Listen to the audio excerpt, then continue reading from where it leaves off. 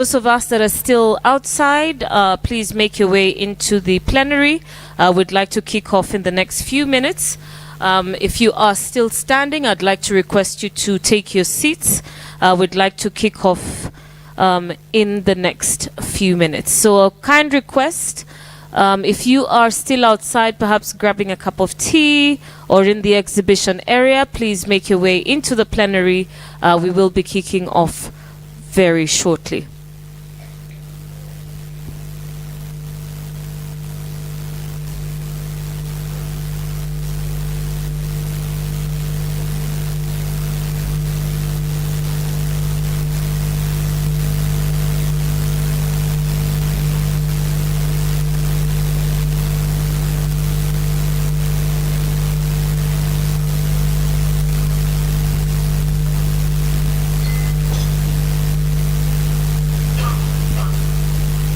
All right, ladies and gentlemen, please take your seats. We'd like to kick off shortly. If you're still standing, if you're in the exhibition area, please make your way in. We'd like to kick off very quickly.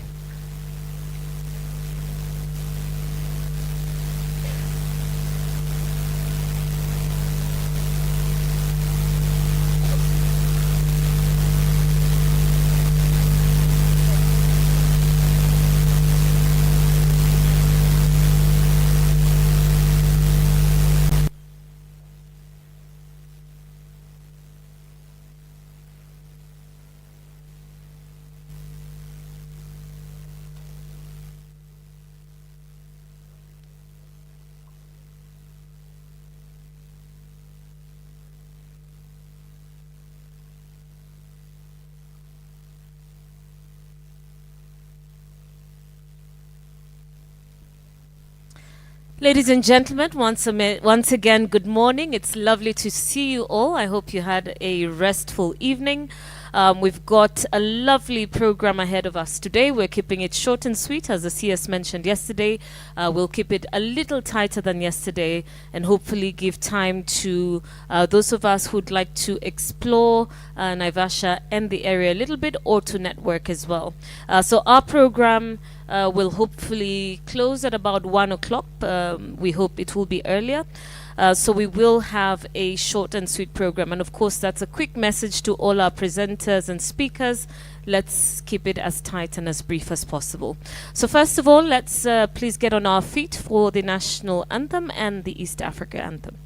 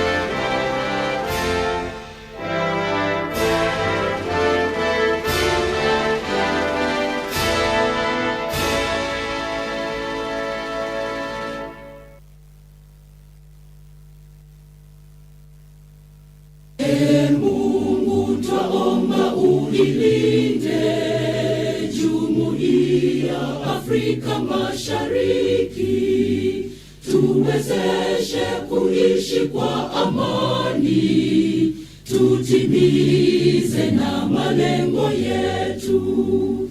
Jumuiya yetu sote tuilinde, tuajibike, tuimarike, umoja wetu ni nguzo yetu, idumu juu. Let's pray. Our Heavenly Father, we come before you this morning with gratitude in our hearts for giving us another day that we are alive to serve you and to serve our people. We thank you, Jehovah God, for the bright day that you have given us. We thank you for the sunshine. We thank you for the rains. We thank you for the trees, the fresh air. We thank you for every one of us, oh God. We thank you for the breath of life. We thank you, Jehovah God, for our country, Kenya. We thank you for our president and the top leadership. We thank you, Jehovah God, as you continue to give them strength, wisdom, and good health to steer this country into prosperity. We thank you and we bless your name as we start the deliberations of today. We ask for your wisdom and guidance. Jehovah God, be with us. Give us wisdom that comes from you. Thank you, Jehovah God, for each one of us. Asante Mungu, tunakushukuru. In Jesus' name. Thank you, Engineer. You may take your seats. Our host Cabinet Secretary, Senator Mutahi Kagwe, and other CS is present. PS Jonathan Mweke, PS is present. Governors present, Your Excellencies, CEOs, development partners, good morning. That's worse than yesterday. And I want to believe we had a restful night, although I do understand there was a bit of a celebration last evening. So we'll try again. Ladies and gentlemen, good morning. That's a lot better. So I'll just quickly take you through what to expect today. We have a short program, as I had earlier mentioned. The sub-theme for today is youth, innovation, and partnerships. So we'll kick off this morning with an intergenerational dialogue on rebranding agriculture. Thereafter, we have a pitching session which will be done by a number of young people with some exciting innovations, which will be moderated by Farid. Thereafter, we'll go into a conversation with the development partners. One of the topics that really did stand out yesterday is the effectiveness of the donor partnerships. We'll get into a conversation on that. And the final panel discussion will be on land commercialization initiatives. We'll have a quick look at summary and outcomes, the next steps, and thereafter adoption of policy resolutions and our closing event. So without much further ado, I'd like to now hand over to Farid to take us into our first session with the young people. Let's give him a warm round of applause. Thanks very much, Terry Ann, and of course, welcome back, our distinguished guests, gentlemen. Very excited about today's first panel. We have a wonderful, as Terry Ann put it, intergenerational panel discussion. The discussion is on rebranding agriculture for youth, including digital skills, incentives, innovation, and funding. And for that, I would like to invite my panelists up to the podium. Ms. Claudia Apo, Senior Program and Policy Advisor, Head Climate Resilience and Food Systems from the World Food Program. Claudia, please come and join me up here. And please give her a big round of applause. Dr. Samuel G. Mugo, Dean of Principles, Livestock Training Investments at Kenya School of Agriculture. Please come and join me up on the stage here. And our two youth representatives, Miss Belinda Omino and Miss Violet Ochieng, youth representatives from the World Food Forum Kenya chapter. Please come and join me up at the on the stage. Perfect. There we go. Great. And please take a seat as we kick off our discussion.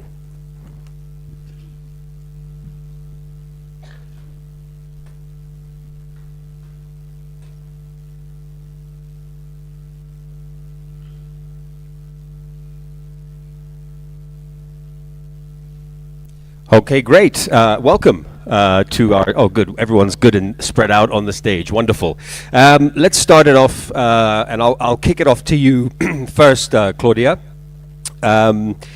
It's quite evident that we would need to change, or we do need to change the narrative that agriculture is for the old people, and to try our best to make it cool for the youth. Otherwise, the time will come when we will not have food to eat for obvious reasons. What are you doing in your organization, and maybe from an individual level, to rebrand agriculture and give the youth something that they would like to be a part of? And how can mentorship, youth networks, and storytelling shift these perceptions that agriculture is for an aging generation?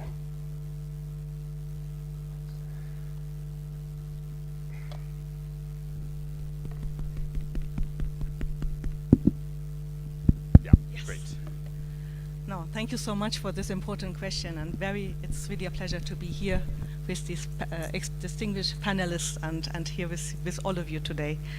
So the World Food Programme actually has a very strong government with local communities to address immediate food needs, but also longer term, also work towards longer term solutions, right? And in this sector, obviously, we have a very strong focus working with youth and women. So with the Mastercard Foundation, we were able to create jobs for 106,000 youth in various nodes along the agricultural value chains. And what I really would like to start with is to also question or challenge one of the assumptions: are youth interested to work in agriculture that enhance innovative livestock feed solutions, right? And she is a network of 350 farmers and pastoralists. She has created 50 jobs, including jobs for 30 women, actually. So there's also Albanus. I'm not going to mention much because he will have the chance to pitch, so I will keep that. And just to also mention Albanus. And there's also, which was a nice surprise, to see also Alfred Mutai. He's a farmer service center, and he's actually one of the youth who is using the One Kusa platform. That is used for extension services, also bringing many other youth into the business. Yeah. Okay, coming also to the digital tools, right?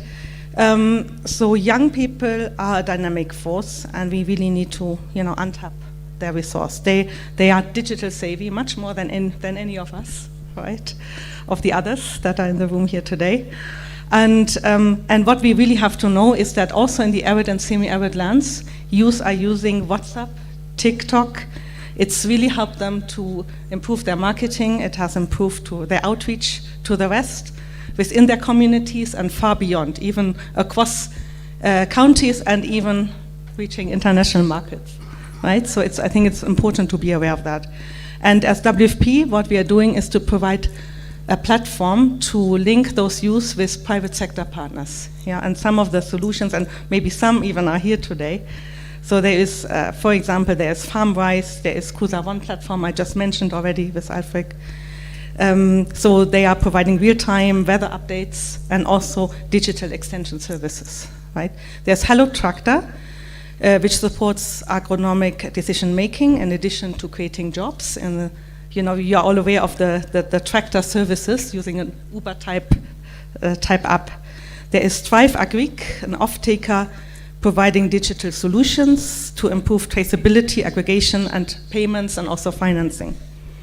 Yeah, so many of those solutions are actually developed in the higher production areas, but we see it as our role to bring them actually closer to those traditionally more underserved areas by private sector. So, and has been really being a wonderful tool to actually bring more young people into agribusiness.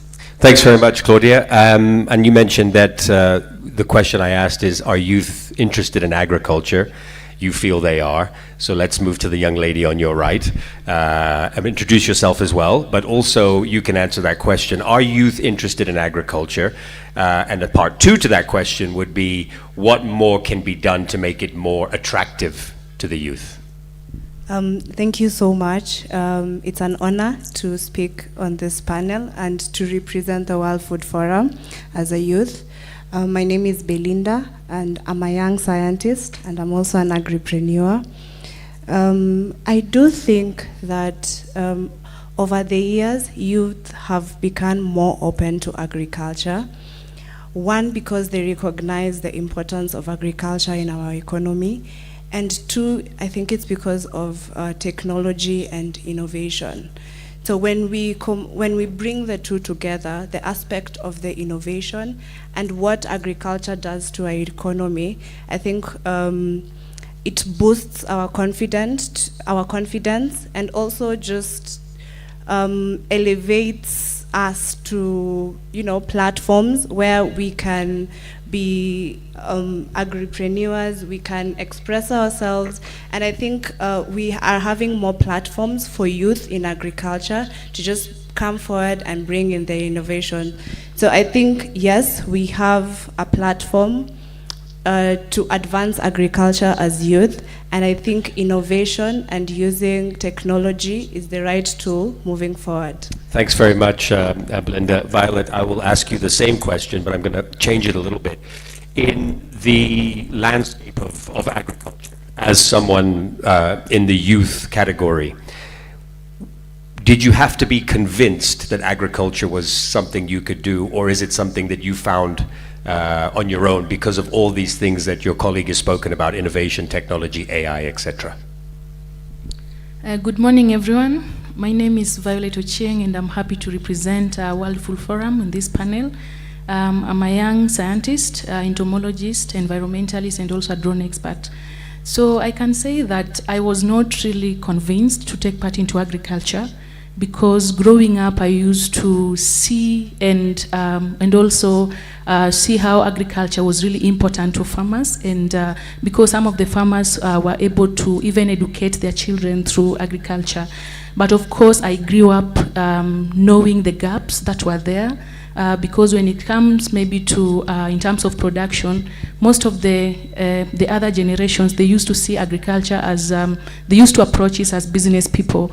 But currently, as a youth who has a lot of information in agriculture, at least there is that aspect of approaching it in a way that I tell myself that I'm an agripreneur or entrepreneur, because I'm able to identify the need, I'm able to identify the opportunity, I'm able to make business out of it, and at the end of the day, I'm able to make profit.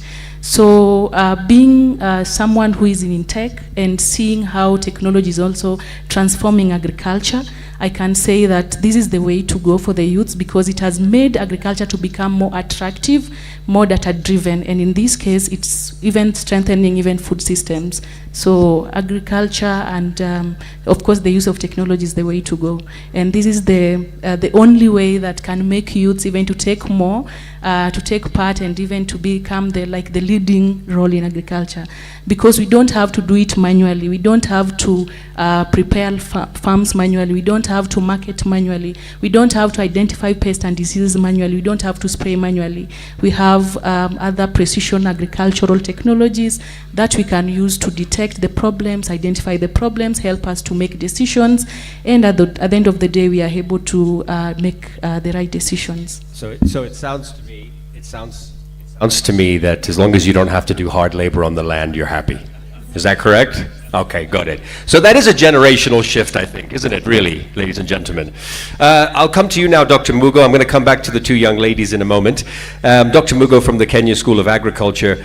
I think then what needs to happen, and maybe you can tell me if it's happening and what you're doing, is curriculums have to change. You're dealing with a generation that, say, 40 years ago or 30 years ago, even 20 years ago, the attractiveness of the sector is different. The inputs of the sector are different. So how is the Kenya School of Agriculture, and indeed other agricultural universities and schools, how are they changing curriculums so that these people like these young ladies and other members of their age group are finding a reason to become agriculturalists, agripreneurs, or to get into the field?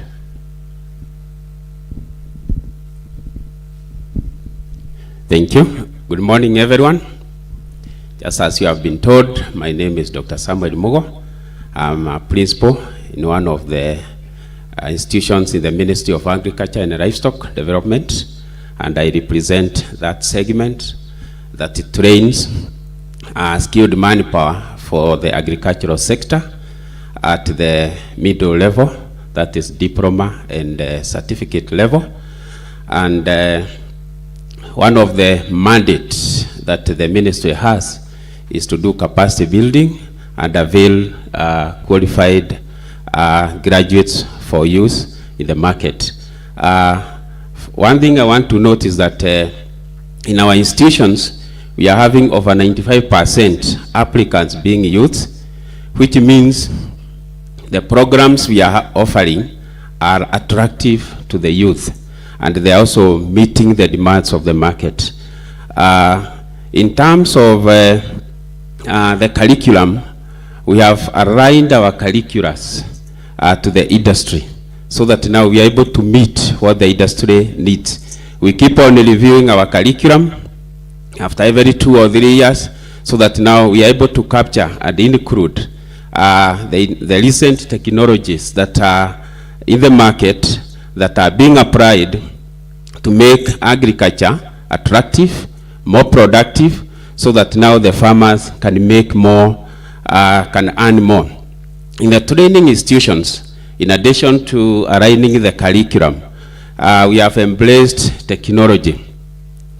Some of the recent technologies, we may not have them in the institute, but in our implementation of the curriculum, we link our training, our practical training, with the farms and the enterprises that have already procured the technologies, and therefore now the students are able to participate, they are able to get that exposure, and as they go through the training, they have the necessary skills. Because at the end of it, you want to have a graduate who has the knowledge, who has the skills, and the necessary attitudes to be able to work in the livestock, in the agriculture sector. In the institution also, we have done capacity building. The ministry is on an upward gear, undertaking capacity building even for the lecturers, for the instructors, because they have to be equipped with the necessary technologies for them to be able now to pass the same knowledge to the graduates. And that is what we are doing. You've not reached the peak, but we are just on an upward thread for the same. Also to address the issue of infrastructural gaps, because you need equipment for technology, the government is also funding the institution, connecting with the high-speed technologies for us to be able now to use technology in class and also for practical training. And our curriculums are 50% theory, 50% practical. And we are moving towards making that curriculum at least 60%, so that it becomes competency-based education, as opposed to the knowledge-based education. The youths are normally attracted to the competency-based, where they are doing the practicals. You are not seated in one place for so many hours. You are using technology to do what you are doing. So all that combined within the curriculum and the recent digital technologies in the agricultural sector, right, as it has been said, the smart precision agriculture, like drones, using sensors, and also like the identification of animals, using sensors even in the beekeeping, even for animals to be able to trace at whether it is on heat and so on. Those ones are attractive to the youths. The main advantage of that, it improves the employability of the graduates, because once they move to the market, they're able to fit in the different enterprises, and therefore now making it more attractive. What I can report as a final statement is that we are having more youth applying than we can accommodate, and that's why the government establishing more institutions to offer more training opportunities to the youth. Thank you. Thanks very much, Samuel. That's great to hear as well. But of course, we've painted quite a positive picture of agri-tech and AI and the use of different digital tools. But obviously there are also challenges and barriers to a fully digital sort of enterprise for you guys, and obviously from a development partner's perspective and from a curriculum perspective. So Claudia, I'll ask you, what are some of the challenges you've seen, and what can we do, not just as government and development partners and private sector, but as individuals, to ensure that we drive this sector forward to where it needs to be? Yes, maybe I can mention two aspects. One would be access to energy is obviously important, so and connectivity. So to allow also the most remote parts of the country to benefit from those solutions. And maybe another point is also to promote the safe and effective use of digital platforms. We have a risk also, and I think we become more and more aware of this as a global community.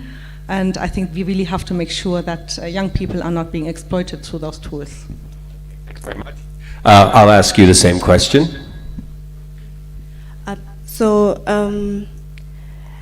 Personally, for me, I have observed that in the agricultural space, we lack mentorship. And I think mentorship is one of the very, very important things in all areas, not just agriculture, because even in science and research, we need mentorship, and in the agricultural space as well. So there's a huge gap, because we're finding that the old people are retiring, they're going back to the village. We are coming from the village to the urban centers, so there's that gap. So there's no one actually to just hold the youth's hand, like say I want to do beekeeping. Where do I start from? What do I do? What do I need? You know, what should I expect, and what, you know, that aspect of mentorship is really lacking in the agricultural space. And also another thing is on the financial risk. I think because of climate change, youths are driving away from agriculture, because you might invest and then floods come all of a sudden, they sweep away your land, and you know your investment is gone. So rather than take that risk, you would rather go to another sector, maybe a 9-to-5 job, which you're assured at the end of each month you have an income, rather than go to the agricultural sector and take that risk. Another thing, the final point is, I think most youth lack the business acumen in agriculture. Yes, you can know how to farm, your produce is good, but what happens after that? You know, there's usually this break between the farmer and the consumer. So in between, what happens? So as a youth, you should be an all-round youth. You should be able to be a good farmer, you should be able to have that business acumen, and you should also be able to incorporate technology in your agricultural activities. So I think those are one of the three main issues as youth we face in the agricultural sector. That's three interesting points as well, because I was going to ask, so are any youth willing to actually go to the land and farm? That's a question, because the value chain is quite vast. You mentioned climate change, so I'm going to come to you now, Vala, because you mentioned climate change. Climate change is obviously something that's here to stay. We have to try and mitigate it as best we can in our practices, not necessarily that we're going to change it. So is it an information gap, the vacuum we're talking about? Because obviously you can't say, we can't plant anything because we have no idea what the climate's going to be like in 6 months, 1 year, 10 years. So is it also access to information? Thank you. Yeah, so I can say that there's lack of information. It's not really adequate because most of the research has not really been done, and that's where the importance of research is coming in. Because as much as we are talking about these technologies and how they can be applied in agriculture, the next question would be, are there standard operating procedures? Are there optimum parameters that has been put in place for the use of those technologies to address maybe pest problem in agriculture, which of course are being caused by climate change? So I'd say that there is an information gap, and the only solution will be to do a lot of research to validate the technologies we are having, and also the real problem that is on the ground. And maybe another thing that I will add is on training. Because you'll find that most of the youths they want to invest in agriculture, they want to invest in agribusiness, but of course there's that bit of technical bit of it is not really clear. So are we able to train our youth so that we can impact them with technical skills, so that they are able to, maybe when they come across these challenges, they are able to tackle them? When I talk, I come from a pest background, so that is why I give examples of pests. So for example, when the desert locust infested Kenya in 2019-2020, most of the people were not really sure, or they didn't really have enough information on how to identify identify this pest, what they can do, how they can manage it, and maybe some of the reasons why we are seeing desert locust in 2019 and not in 2025 and not maybe in 2020, maybe 2000. So this information should be there, and people should be trained, and of course this is both youths and even the farmers on how to deal with the real problem when they come up, because as it is, like you've said, climate change is not going anywhere. So it is us to learn on how to mitigate, it is us to learn on how to adapt, it is us to learn on different technologies that we can use to address the climate change challenges that we are facing. All right, thank you very much, and a big thank you to my panel. Appreciate it. Thank you so much, and congratulations to the two young ladies as well in your young careers in the digital agricultural space. You can stand up and have a photo taken here. Another round of applause for the panelists, ladies and gentlemen.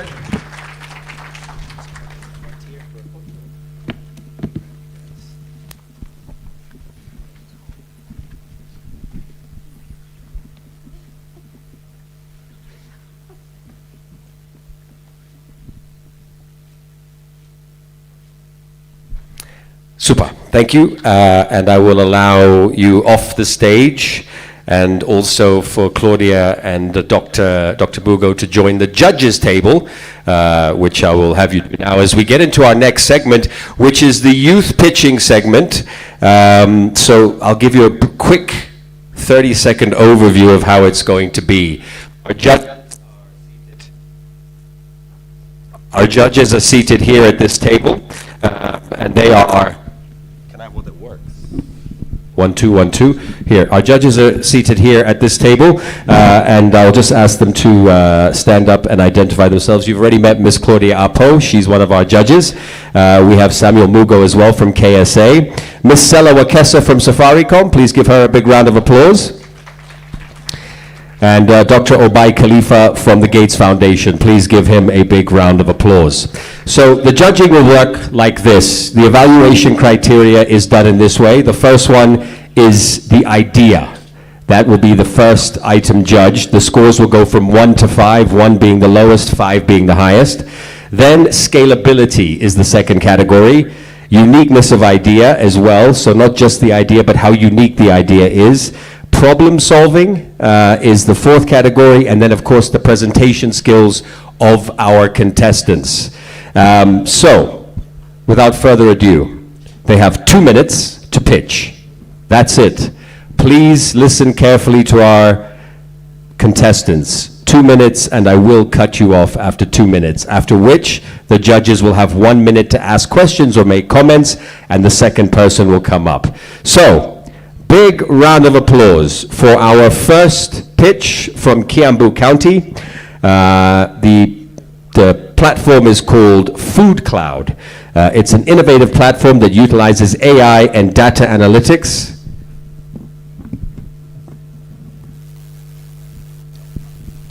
Okay, I'll explain the concept. Sorry, I left you out there. So the idea behind this concept is called AgriNext, which is a youth and innovation pitching session. And what we want to do is try and find the best, most innovative ideas in the digital space that will eventually become scalable and ideas that we will adopt. Now, we've heard of some great ideas from Claudia, some of the great ideas in technology that have happened.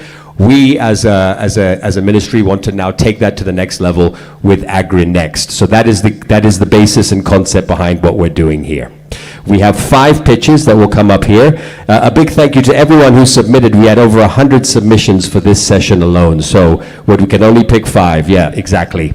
And we're super excited about this because this is going to change not just agriculture or digital agriculture or agri-tech as we call it, but also it gives the youth a place to come and share their wonderful ideas. So let's start with Anthony Miner from Kiambu County.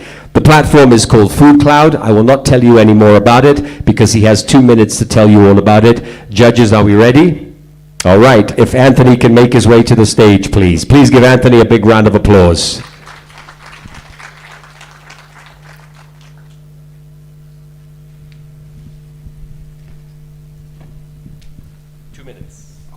All protocol observed. Good morning, ladies and gentlemen. My name is Maina Anthony, CEO and founder of Food Cloud Mega. In Kenya, we waste over 40% of food we produce, where over 4 million Kenyans sleep hungry. 1 in 3 children suffer from malnutrition. That's motivated us to come up with a platform that connects farmers, suppliers, retailers with surplus food to communities who need it at discounted rate, reducing aspect of hunger and food loss. Our platform for purpose of sustainability is built on AWS infrastructure to ensure that we are onboarding more people as we go on. Our unique value proposition, you can be able to see, this is the basic dashboard. The dashboard, the inventory part, you add the items. After you add the items, then it's able to do you the real-time tracking. It can show you it shows the product code, the value of the inventory, and the dates is supposed to expire. Then it's able to show you in the inventory the total number of the items in your inventory and when they are expiring and the value of inventory, ensuring that you are making timely decision in addressing the issue of wastage. Our impact. In the last 12 months, we have rescued over 1,000 tons of food. And we have been able to feed more than 10,000 homesteads, elevating aspect of wastage and hunger. Our major target is we are looking at partnering with Safaricom because you observed something they did in aspect of circular economy where they partnered with WeCenter in addressing the issue of electronic waste through awarding our point. We are looking at how we can partner with you, Safaricom, whereby we can have a program where even people can donate the surplus food to needy neighborhood, and they can be able to earn more points as a way to incentivize them to onboard on the platform. 10 seconds. For investment, we are looking for an investment of 2.5 million. The solution. Thank you. Thanks very much, Anthony Mina. Very well done. Thank you. Stay on the stage with me, Anthony. Anthony, stay on the stage. The judges may have a question or two for you. We have 1 minute of questions. Judges, please go ahead. The microphone is on your table. And Sela, I think since he was looking for a partnership from Safaricom, I think you'll start. Thank you, Anthony, and good presentation and good job. The question is, where have you rolled this out at the moment? Is it only in Kiambu, or what other sections will you have rolled out the solution? I can give an example. Last month we wrote I can give an example. Last week we signed an MOU in Mororongo. I will not mention it because of data protection. And they have already 2 outlets, and they will be opening their second outlet in December and the other one in March. So we have not just rolled in Kiambu. It's only that Kiambu is where we started, but we are moving, we are scaling up with time. Thank you. All right, I think Mr. Khalifa, you had a question or a comment? Thank you very much. Very clear identification of the problem. I'm just struggling to understand how are you making money? Oh, okay. How we make our money, our system is subscription based. You subscribe, you can do a monthly base or annually. We also, for every product distributed, there's a commission charged on those on that particular inventory. All right, thanks very much, Anthony. You may leave the stage, and we will hopefully, maybe, see you later. Very well done. The next contestant, George Lugonzo with VetGuard. George, please give George a big round of applause.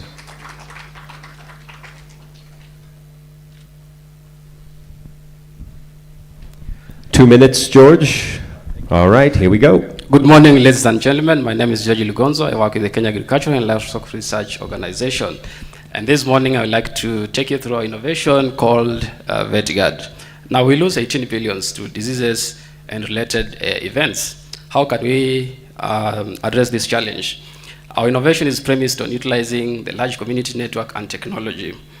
We're not taking away the work of DVS, but we're only complementing what they do. So what we have done, we come up with this application that allows farmers to report any suspected or confirmed disease case.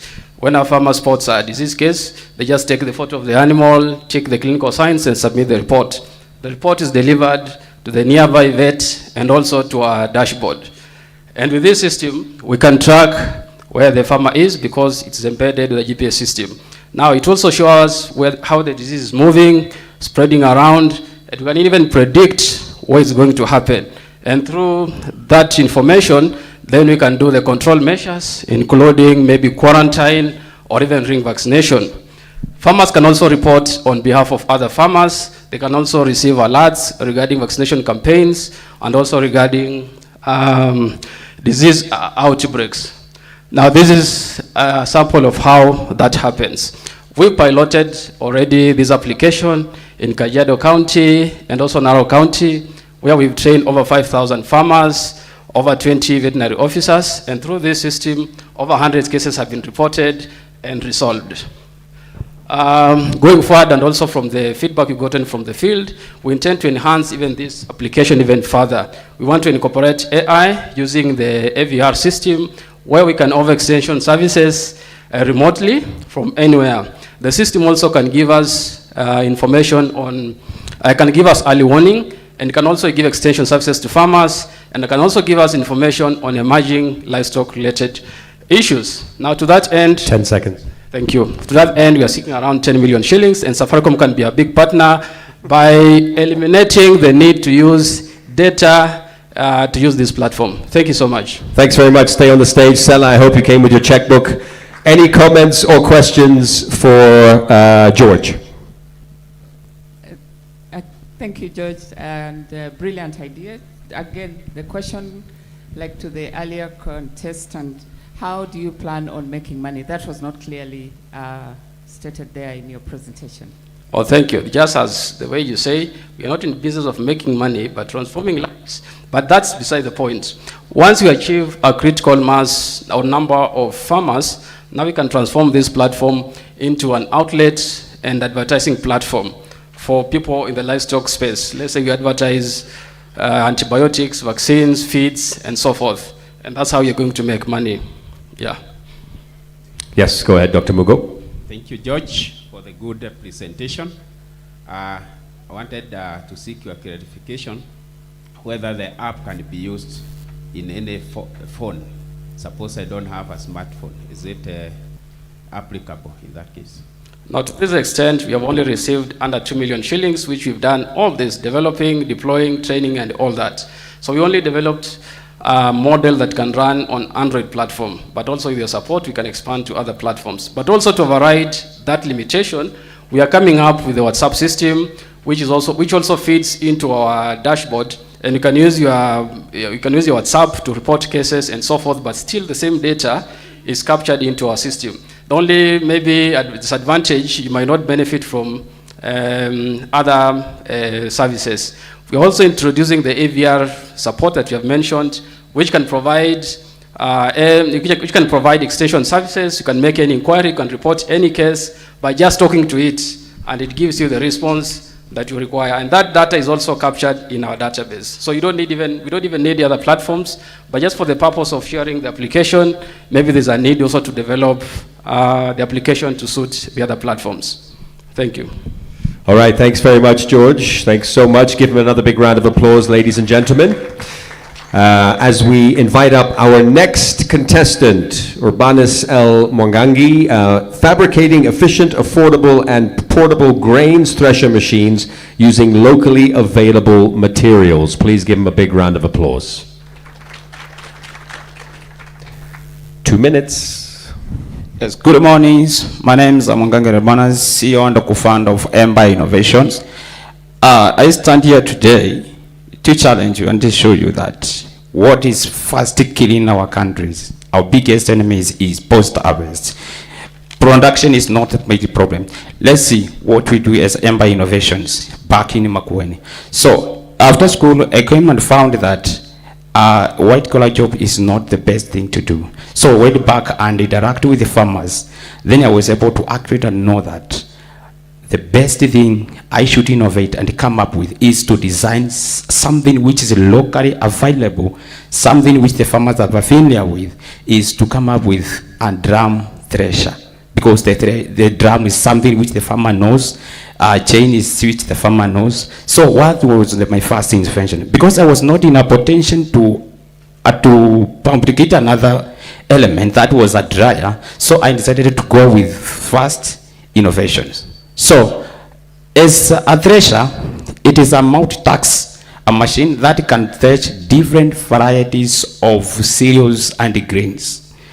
Because we came to understand that farmers having a bigger problem on threshing beans, farmers have a bigger problem on threshing passes, different passes in a certain area. So I decided not to say that.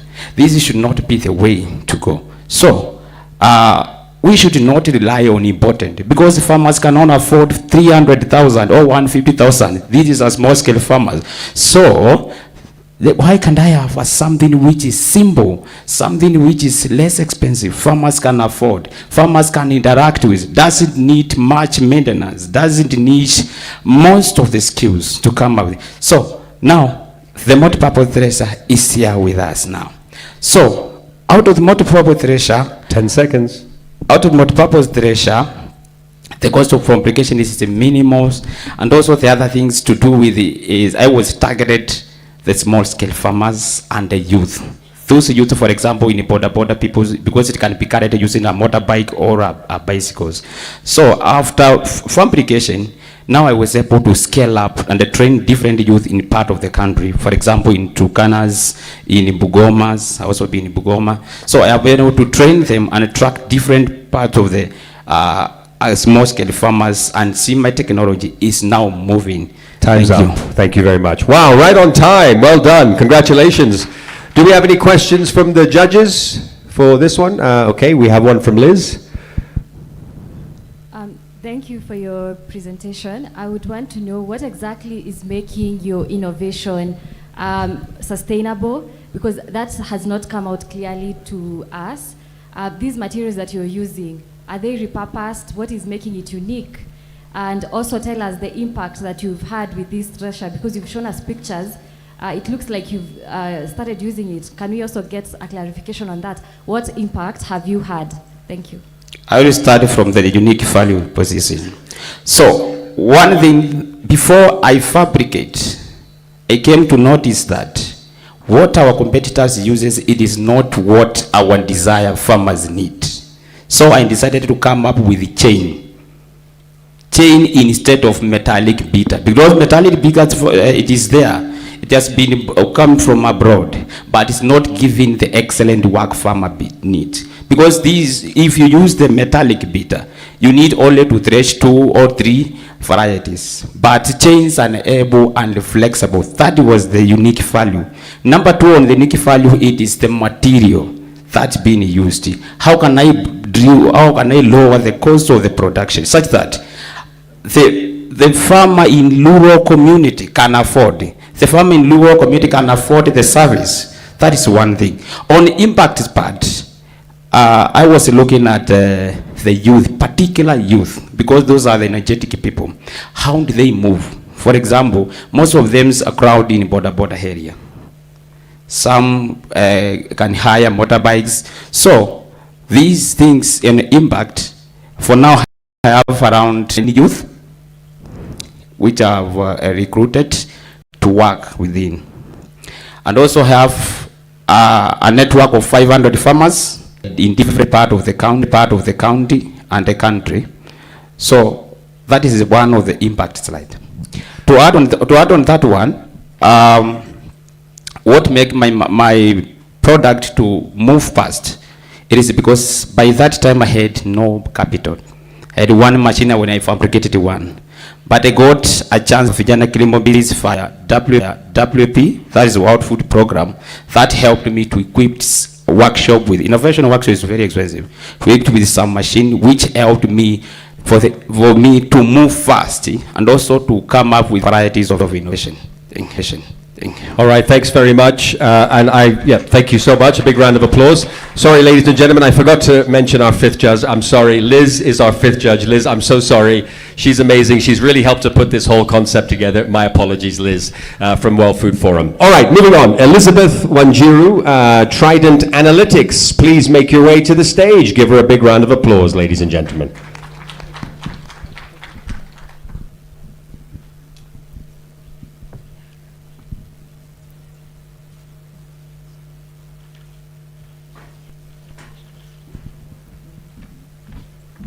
2 minutes. Hello, my name is Elizabeth Wanjiru. I'm the founder and CEO of Trident Analytics, and I'm super excited to be introducing what we're doing. So the problem we are solving is aquaculture farmers lose over 40% of their yield every production cycle, and no one is talking about these smallholder aquaculture farmers. We are all focusing on hatcheries, we are focusing on the lakes, we are focusing on the oceans, and that is where we Trident Analytics are coming in. We've created our sensors, and we've created a system and a platform where farmers can be able to detect the water quality. They can monitor their water in the ponds. They can get insights on what's on the farm. They can be able to operate aerators, turn on feeders, and we have an AI engine that helps the farmer to get insights on what the fish behavior means, and what the patterns is in the pond. And what we've done so far, we have one live farm that is having our prototype. We have trained farmers through the course of the year, and we are now looking to scale our solution. We are looking for partners, we are looking for researchers, because we are also selling data as a service. This aggregated data from different regions, we are giving out to researchers to help in policy making.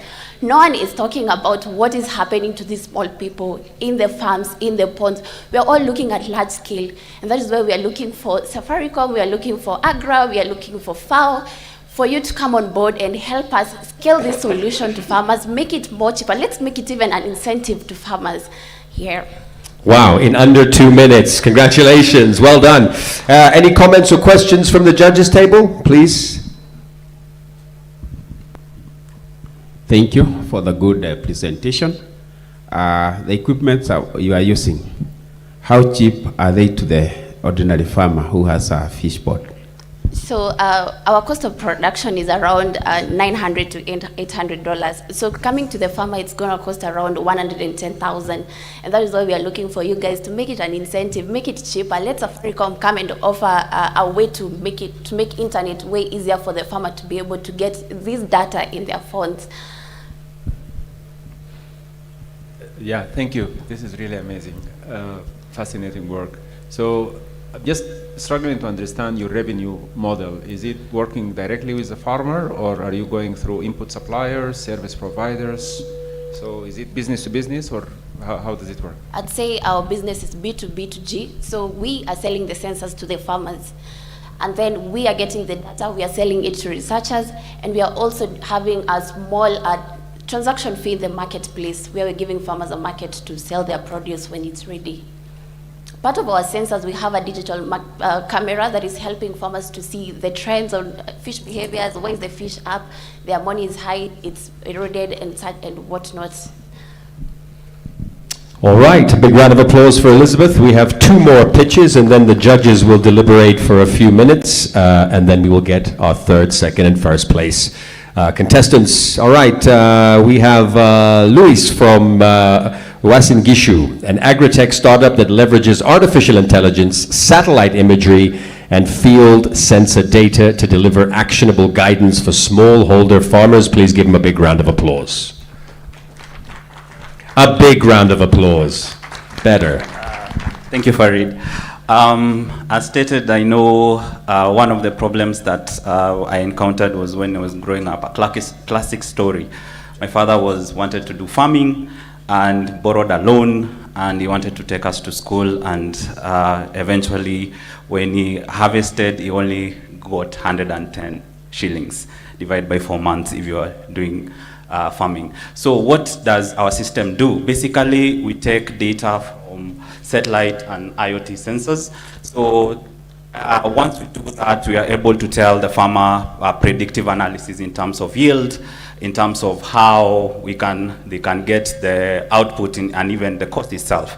So we're also looking in the future to have market assistance, and basically fully we are using AI to do that.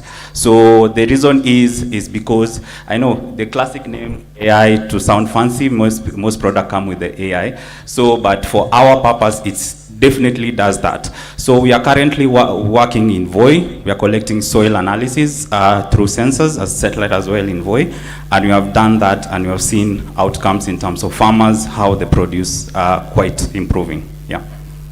Wow, in under 2 minutes. All right, judges, any comments or questions for Luis? No? Okay. Oh, yes, go ahead, Dr. Mugo. Thank you for the good presentation. How do you expect the technology to result in increased production and productivity for the ordinary farmer? Okay, think of it this way. One of the major problems that we have is farmers don't understand their soil. Like a doctor, the way he goes to the test and do a blood test and is able to determine the diseases and the issues that you have, this is the platform that we want to do the same for the soil. So we can understand the nutrients, we can understand the things that you need in the soil, and that's how we get the farmer to improve their output. Soil is everything in the farming, and that is what we are targeting from the metabogenics part growing on top, including the weather patterns and also the how to improve the produce of a farmer. One more thing I'll add, we are looking at, I know the question that mostly panel have asked is how the revenue, and we're looking at B2B, whereby we are partnering with people, companies that are selling fertilizers as well. And two, we are also looking B2C in terms of premium activation of the system. Yeah.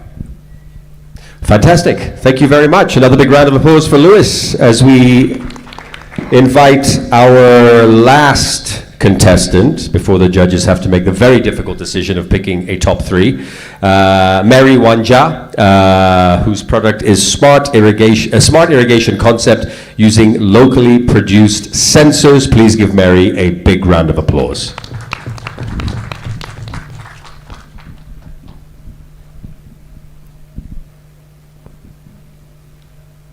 Two minutes, Mary. To all protocols observed, good morning. I'm Mary Wanza, founder at Mawa Agri Solutions in Machakos, and our idea is on smart irrigation system.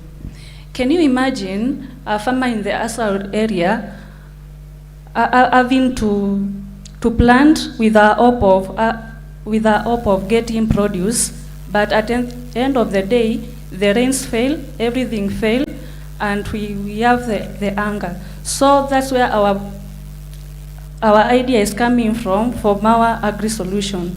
Mawa Agri Solution is a AI censored drip irrigation system where the sensors have to detect the soil moistures, and they have to give the farmers the direct information in their phones through the USSD or a mobile app. That is the Farm Cloud.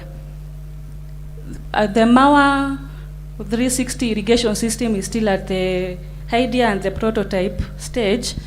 So we were looking for partners to do the prototype and the pilot stage in 3 counties, that is Machakos, Kitui, and Makueni County. Thank you.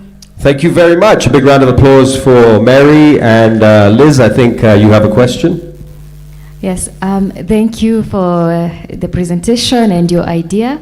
Well, I would want to know what is the unique factor in your innovation, because I mean, we also have something of these things that you're talking about already working. What is unique about what you're doing? Is it, are you going to use sensors that are special, or what exactly is unique in what you're doing? Thank you.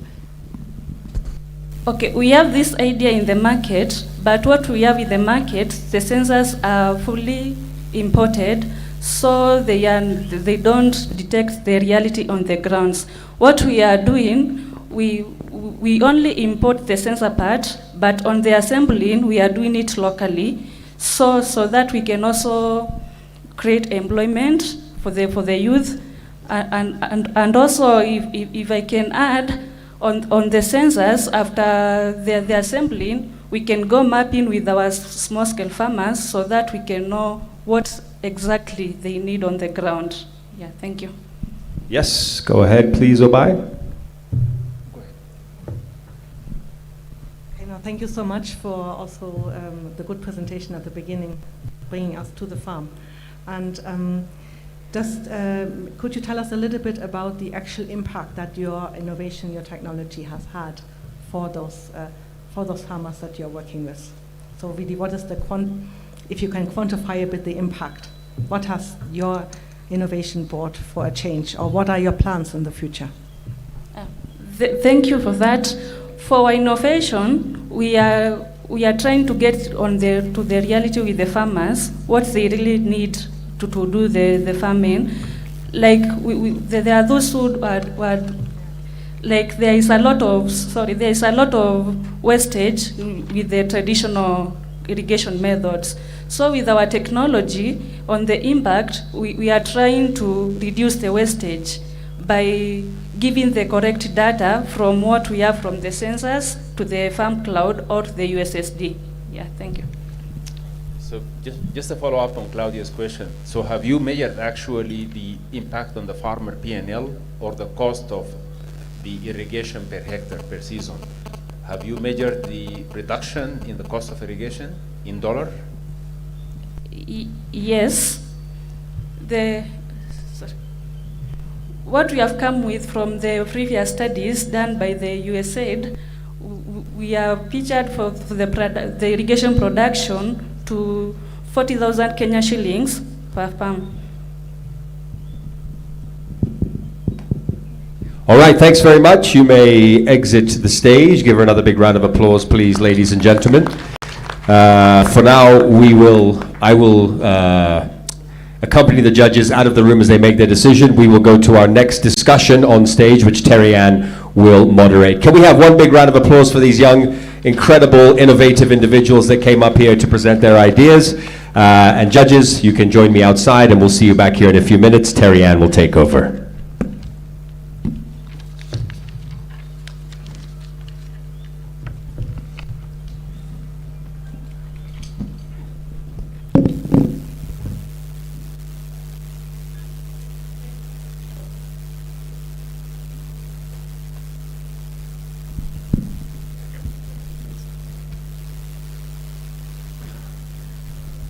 All right, thank you, Farid. We'd like to take some feedback, some comments as we await our judges to come back into the room with their deliberations. Would you, if you'd like to say something, perhaps a comment on the quality of innovation that we have seen, any encouragement to young people, please raise your hand and I'll come towards you.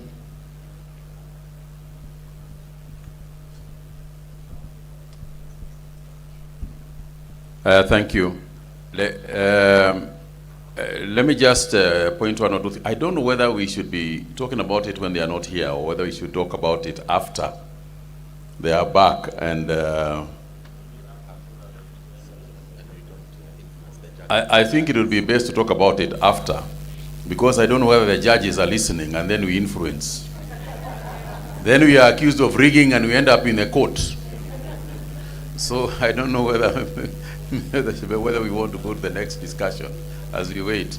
Because if I comment, I'm going to say something that the judges are listening to. I was just proposing, maybe we can listen to the next panelist as we wait, and then we can revert when the judgment has been done. Thank you, CS. I think we shall do exactly that and move into our next presentation.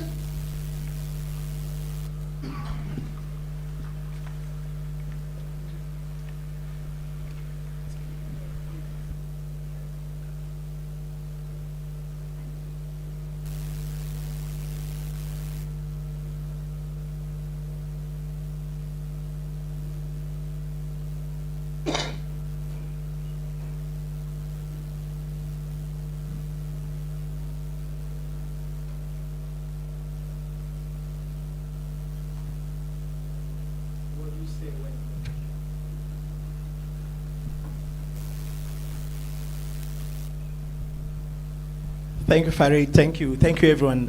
Very, very impressed with the kind of stuff we've listened to today, and to imagine that that's only 5 out of the over 100 who made applications to do this. Very, very impressive. So I'm sure we will be following up, and I'm happy that Kadik is here. Maybe some of these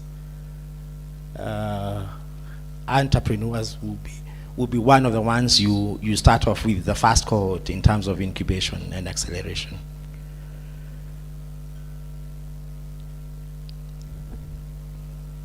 My name is Hezgi Kanga. I'm a technical advisor to CS Kagwe. I will go over this in a very short while.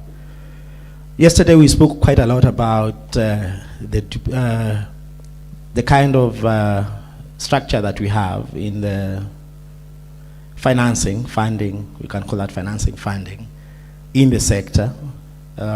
We delved into that, and I would have been glad if Governor William Sang was here. But it's fine. We have Governor Cheboy and PS and SCS and Governor Ken Lusaka.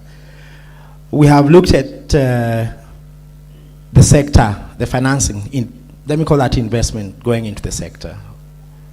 So far, we have over 210 projects, different projects, going into the sector. Very uncoordinated in our view, very duplicitous and also repetitive. Sometimes very opaque, that we don't know where. And the COG also have quite a number of concerns about who is doing what where. You're in my county and I don't know what you do, or you're doing off-budget activities. I know the Chief of Staff's office is coordinating this. So I think we have a good start in terms of where we are. Having said that, we have built this portal that is showcasing the kind of investment that's going into the sector from all the different groups, the World Bank, IFAD, WFP, FAO, philanthropies, Gates Foundation, and others, Rockefeller Foundation, but it's all over the place.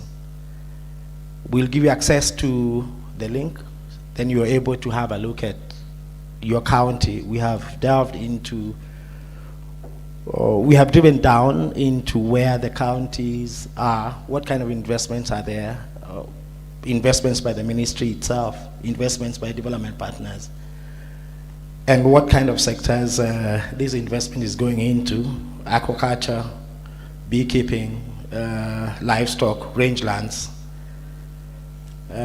crops, that kind of a thing. We'll give you that access.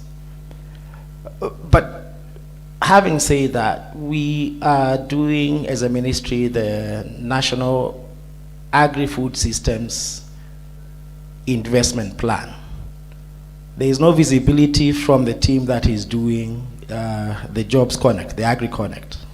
It's no visibility. Same ministry, same departments. For Agri Connect, we're looking at newer, better, more dignified jobs. The tenor of the support is quite hefty, and thank you to the World Bank.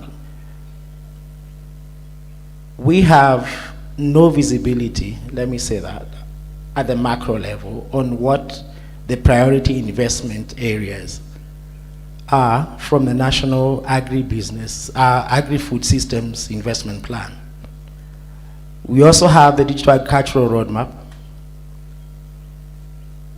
which has several use cases. For example, in coffee or value chain or hides and skins, there is no linkage, there is no visibility that this has had an endorsement from whoever we want to work with. That's the communities themselves and the county governments. We believe that this portal itself will be able to give access to communities, to development partners, to anyone who wants to invest in the sector. For example, we get a lot of proposals to the CS and the PSs from private sector on investment. Galana Kulalo, we have easily a dozen letters of interest from private sector.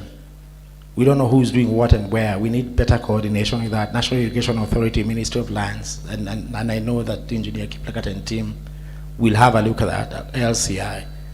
So we need holistically to work as one. Private sector investment also, where is the information, for example, on what SELU have invested? You go to Kenya Investment Authority, you go to National Irrigation Authority, you go to Keproba maybe, You go to lands, that information is scattered, is not there.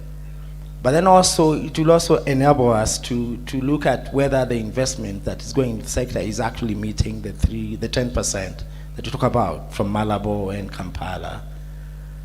It could be as well that we are near that threshold if you combine what private sector, philanthropies, development partners, county governments, that's the devolved units, and the national government are putting together. So we also have hopefully, with these KPIs that are shared, we are able to track and trace. We are able to account for every shilling that has gone into the sector. But also then plan ahead. I think that's a big one for us.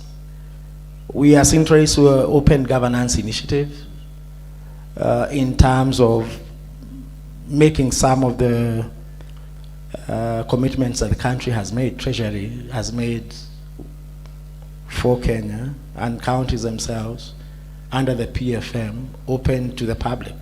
So those are questions that we need to answer, and we hope we'll be able to do through that. Thank you. We'll give you access to Farid to the link.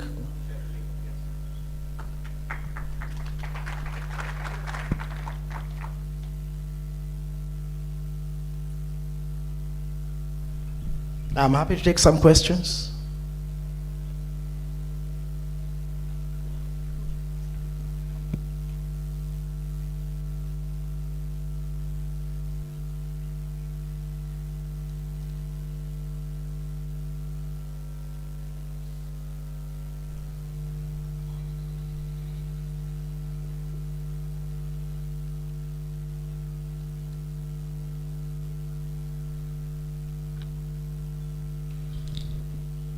It's not a question, it's more of an observation. I think our running theme has been coordination, whether it's coordination of the donors or coordination of the players within the sector, the issue of the data. And one of the solutions provided in the architecture of devolution has been this kind of forum, which we call a consultative Intergovernmental Sector Forum, which is co-chaired by the Cabinet Secretary and the corresponding Council of Governor Chairman. This is one arena under Section 13.2 convened by the CS, and one way to really solve the coordination issues, you could even further go into technical working groups or specialized committees that can address each of those areas that need coordination. And we also need to institutionalize and normalize these forums as an operational structure so that we don't even need to convene here in Naivasha. We could have those TWGs on a regular schedule addressing all those issues, if it is data, if it is vaccination that needs to happen. Yesterday we were shown by livestock the access issues. We could normalize this, and I would appeal to the two co-chairs, the CS and the governor, to please institutionalize this so that going forward we have those technical working groups moving on and having scheduled interactions where all these issues are canvassed and then implementation is done and monitored.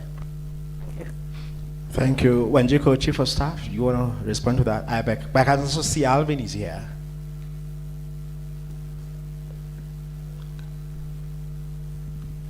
And then there's another question, I think, Dr. Kim. Thank you, Hezron. I'll be guided if we'll still be doing the panel, because we were going to raise that as one of the recommendations for how we need to coordinate going forward. Indeed, a continuous structured framework that brings together the county governments, the national government, the development partners, and also all the other players, the private sector, the NGOs, is the most effective way to deliver this. And we already have in place recommendations we've pushed through to all the PSs, and a guideline is already on its way to every ministry to establish this approach and use it regularly. Because if we don't take this approach, you will not be able to coordinate effectively, and we are not utilizing the little resources we have optimally until we design this approach. So that will be part of what we will submit in the discussion. Thank you.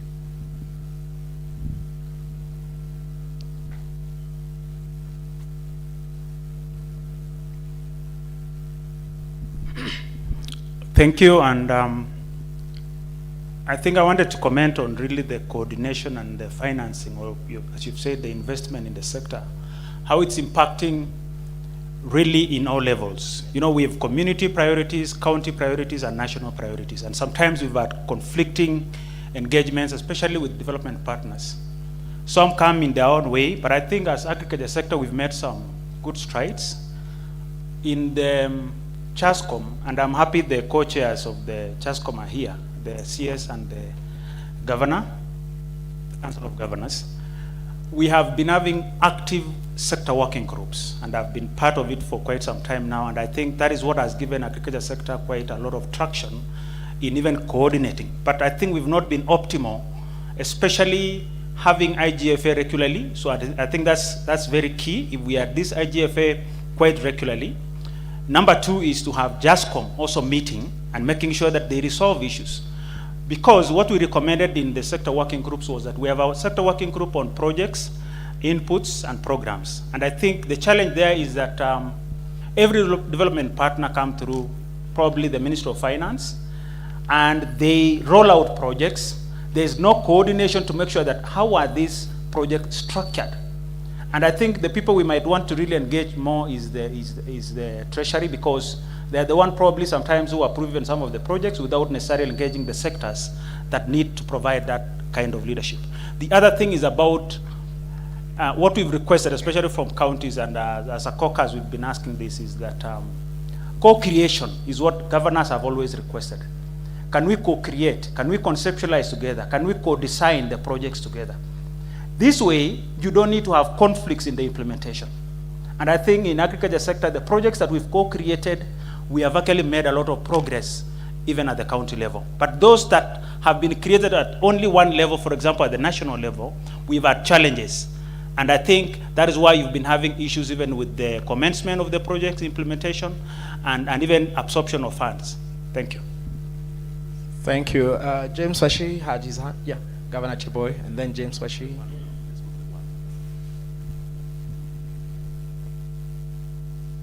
Thank you. This issue of coordination is very fundamental. We know that we have many actors in the agriculture sector. Some donors, some development partners, the government, national government, the county government.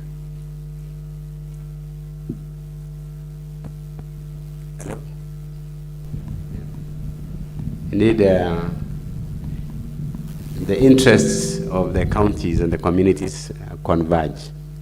And so when a donor, let's say a World Food Program, World Vision, community, it is say, yeah. Okay. Let's say a partner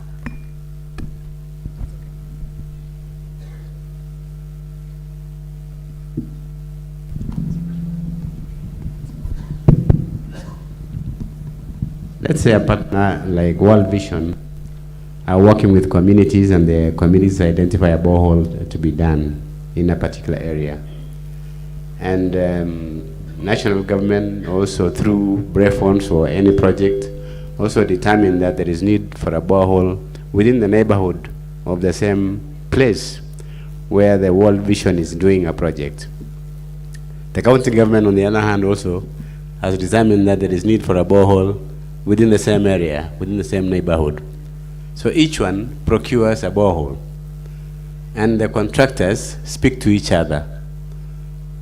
The donor is doing a borehole at 4 million shillings.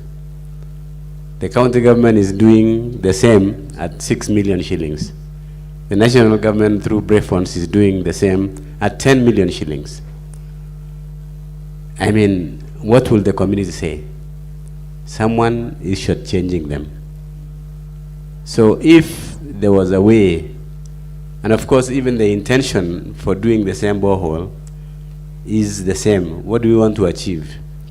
Does the donor want to achieve food security or clean food for people, clean water for the local community to drink, or water for animals, or what sort of a thing? So there is confusion in that arena. I think it would be good to design a system where if it is decided that it's a borehole, then the several actors who want to do the same thing can converge and agree on doing that particular thing, coordinated by one actor, so that we do not bring confusion. Because the end result of what we are looking for is the same. It's really important that there is one person who will be, one actor who is going to coordinate all these issues. And by the way, even the local communities and the county government, for example, or the national government, don't know what the right hand is doing and what the left hand is doing. So that means we can't maximize or optimize on the resources that we have, other than others feeling that there is something underhand in the processes that are happening. Thank you. Thank you. Thank you, Governor Cheboy. My estimate from the analysis that you've done is that easily the amount of money going to the sector is between $10 and $12 billion. That's 3 times what the ministry is getting. So there must be really the question of coordination. That's 3 times what the ministry gets from the exchequer. $10, $12 billion is a hell lot of money. So we need to think through this. It's important. Thank you. Thank you, Hez, and that leads us to our panel discussion as we await on the deliberations of the judges who are making their way back shortly. But as they do that, we'll just jump into the conversation on effectiveness in development partners and private sector involvement. Hez, will you stay with us on the panel? You're happy to? Okay. I'd like to welcome Ms. Wanjiko Akogi, CBS Chief of Staff in the Office of the Deputy President. Let's give her a warm round of applause. Ms. Rose Mackenzie from the Development Partners Group from the Embassy of the Netherlands. Moses Abu Kari from IFAD, and Dr. Obai Khalifa, Africa Director from the Gates Foundation. Let's give them all a warm round of applause as they make their way to the stage.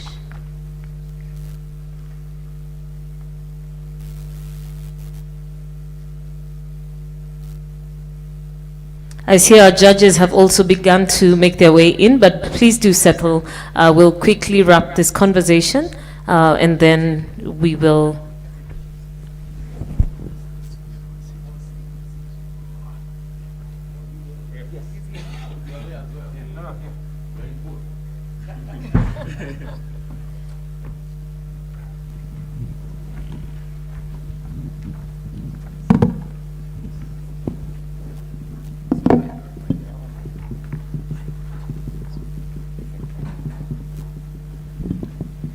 All right, ladies and gentlemen, thank you so much. We'll try to keep it within our time, which is about 30 minutes. So I'll just ask a question each, and we can cover as much as we can within that question, but also within a short time. Wanjiko, I'll start with you. And basically on the conversation that you had just begun to have when you were seated down, most of the funding from development partners are in the form of loans. What mechanisms do we have, or must we have as Kenyan government, to first measure the success of the programs funded, so that the country can get value for money? And on the other hand, how do you plan, or how do you see the government planning to make sure that funds from development partners, one, is aligned, is in collaboration, and serves the objectives of the country as a whole? Thank you very much. I've been looking forward to this because yesterday the CS already set the stage for this conversation. At the Office of the Deputy President, we've been particularly keen because there's a specific mandate we have of coordinating development partners. And I think this was identified. This was identified because it had been realized that we've not been doing very well in our abilities to coordinate our development partners. And what Hezron has then identified has been the challenges that have been outlined. So at one of the last meetings, we have a forum where we bring together development partners and government. It was decided that we may need to ask ourselves, why do we have such a low absorption rate for development partner financing? And so an assessment was done. And what Hezron has presented is part of what we found. In the agriculture sector, for example, your total loan and grant component is about 90 billion Kenya shillings. But those resources are not necessarily all running through the funds of the Ministry of Agriculture. Several of them may be undertaken directly by development partners and outside of the scope of the ministry. So what have we found as the key problems in this space? Number one, because of how we've designed the development partner space, we have sourcing of development partner projects coming directly processed through the National Treasury without that synergy. We have interventions being undertaken without county government knowledge and appreciation. And so when you are designing, you have cross-purpose implementation. What were our key problems when we found this? Number one, you're therefore not getting enough counterpart funding for key projects. And you'll realize that sometimes, especially in infrastructure projects. You'll also have a situation where, because every development partner has a different rule of how they do their business, then every ministry struggles with procurement. So you'll have delays in procurement because there's a World Bank procedure, there's a JICA procedure, there's a USAID procedure, and so all these cause some delays. You also then find that you have that off-budget support that is being implemented. And so the ministry doesn't know, but every donor will claim, I am doing X, Y, or Z, but it is not necessarily aligned to the priorities of the ministry. So from this, we then decided maybe it's time we created a few guidelines, and that is what we propose as the solution. There is currently a discussion for the National Treasury to issue guidelines on how we will start sourcing development partner funding going forward, because we want to make sure that you have alignment with the ministerial interests. A lot of the time, you will find that the development partner's conceptualization is generally within the scope of the zone of the project in agriculture, but is not direct to what the ministry really needs. So if you really need resources for vaccination, that's where you need to put the money. If we really need resources for fertilizer distribution last month, that's where we need the money. But you'll find that if you're around and about the zone, you may not necessarily be supporting what the ministry really needs. So that's why we recommended, number one, a restructuring of these joint sector meetings. Bring on board everybody who needs to be in that space, the counties, the national government, the private sector, the donors, because a lot of these NGOs are implementing projects outside the knowledge. Bring you together. Use that joint sector to plan together, to confirm what budgets are needed, to monitor project execution, and so that by the time USAID, I'll use USAID because now they have wound up, and any apologies, when they claim on their website that they have $850 million used in Kenya, then we can see where that $850 million actually went. So that's our first recommendation. Two, is that going forward, there must be guidelines for how you source new development partner funding, how you come through the ministry first before you go to the National Treasury, how you make sure that you design projects that are really touching on the people. CS yesterday said sometimes the design of our projects have so much more money going into administrative, bureaucratic arrangements over and above support for the end user. If it is in the capacity building, we are doing a lot of training for the ministry.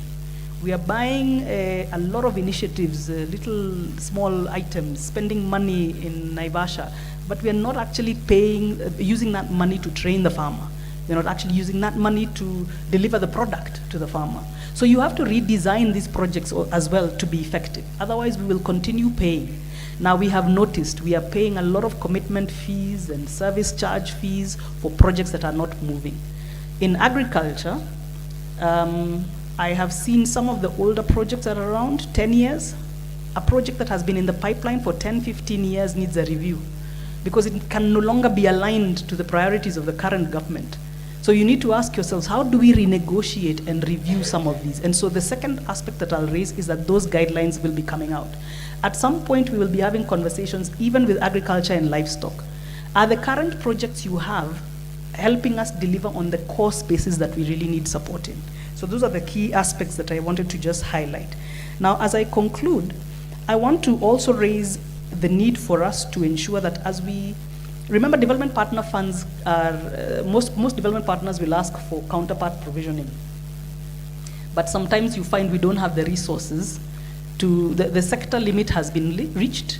Treasury will tell you, I can no longer give you additional resources. So what ends up happening, all that money is sitting in central bank today, but the ministry is struggling to get cash. We need to organize our prioritization logic, even at the national treasury level. So there are many recommendations that have been made in that regard. So we should be expecting, at least from our perspective, a conversation with agriculture that starts with, number one, you have 12 projects. Of these 12 projects, which ones are running effectively?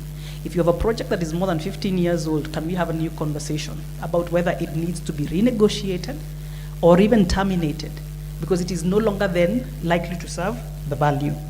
Then you also have to make an effort to link programs together, even for those we agree that should proceed. The World Bank has a NAV CDP project. It started a while back. How can the NAV CDP project align with the new KIBES priority we are doing? We need to start thinking like that now going forward. How can the ESTRIP project that is supporting capacity building support some of the other interventions we are focusing on in other sectors? So we also have to think a little bit broadly like that. So I believe that that should be the approach we take. We should look at our projects. We should review what we no longer are implementing effectively. We should also then, going forward, only prioritize sectors. I'll close out, and I apologize, I took a little bit more time. There is currently a new thinking. You heard His Excellency the President during the State of the Nation address. He said, going forward, some sectors we have to reorient. We can't continue funding some projects, especially like in the infrastructure space, using exchequer resources. We must think a little bit differently. Can we organize that private sector resources are coming more into this space, and that even development partner funds move out of the infrastructure space and go into a bond or a securitization arrangement? Because we are spending way too much money on projects that haven't moved. We also need to think about the delivery approach even for social projects like the ones that are in the agriculture space. I have seen here, and we saw yesterday, a presentation on how livestock is delivering through automation. When you listened to them, their focus on was direct access to the farmer. You've seen the fertilizer program, you issue vouchers. So the direct access is to the farmer. So we want to push development partners to support those types of projects more, because we can see the end product. You can see the farmer receiving the actual returns. But if you design a vertical project that has no visibility and has more technical support, consultancy, restructuring, training of GOK officers, we will not see the product. That is the vision going forward. All right. Thank you so much, Wanjiko. I'd like to welcome Governor Lusaka. Let's give him a warm round of applause. This conversation cannot really be conclusively had without government, from a county perspective represented. Governor Lusaka, I'll rope you into the conversation now. Of course, agriculture is carried out at farmer level, and perhaps the devolvement of agriculture to the county level was created to sort of address this and address the support. Within that context, what do you see as the opportunities that exist within the intergovernmental institutional framework to support development funding, and what can be done to boost the alignment at both county and national level?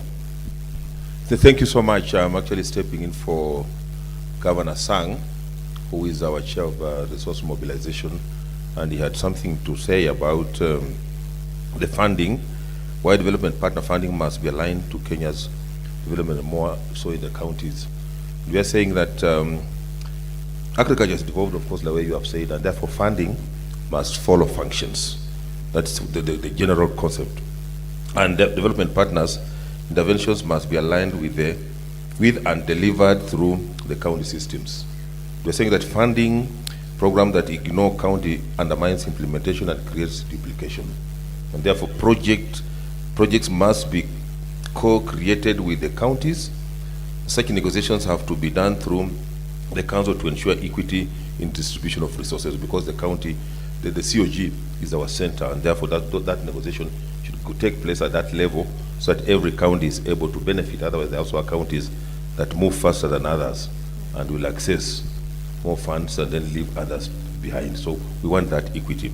Second, we have to ensure that resources meant for counties are approved in good time for implementation. We're saying that delays in, for example, the passage of the County Additional Allocation Act should be resolved. Like last financial year, we had a lot of challenges. Sometimes funds are approved when we don't have enough time to absorb as counties. Therefore, it's approved, yes, but we can't use it, we can't access. So we are saying that those delays must be addressed. So an alternative channel of disbursement should be sorted to ensure resources are utilized to meet the project objectives. And of course, development partners, funding, and resources should be utilized well. We must strive to achieve 80-20 rule. That is what we are saying. And we're happy that some of the counties like Bungoma were beneficiaries of NAV CDP, and last financial Bungoma was #1 in the whole republic because of efficient use of resources, because we want the farmers to benefit directly. And that's what we are saying, and that's what the Chief of Staff was saying, that let these funds go directly to the farmer. Let us see the impact, and we can see the impact through farm equipment, through subsidized, for example, inputs and all that, what the CS was saying, instead of going through, having most of it going to capacity building. So when programs are not aligned with the county systems, they often result in duplication of projects, the creation of parallel structures, and limited sustainability once donor support comes to an end.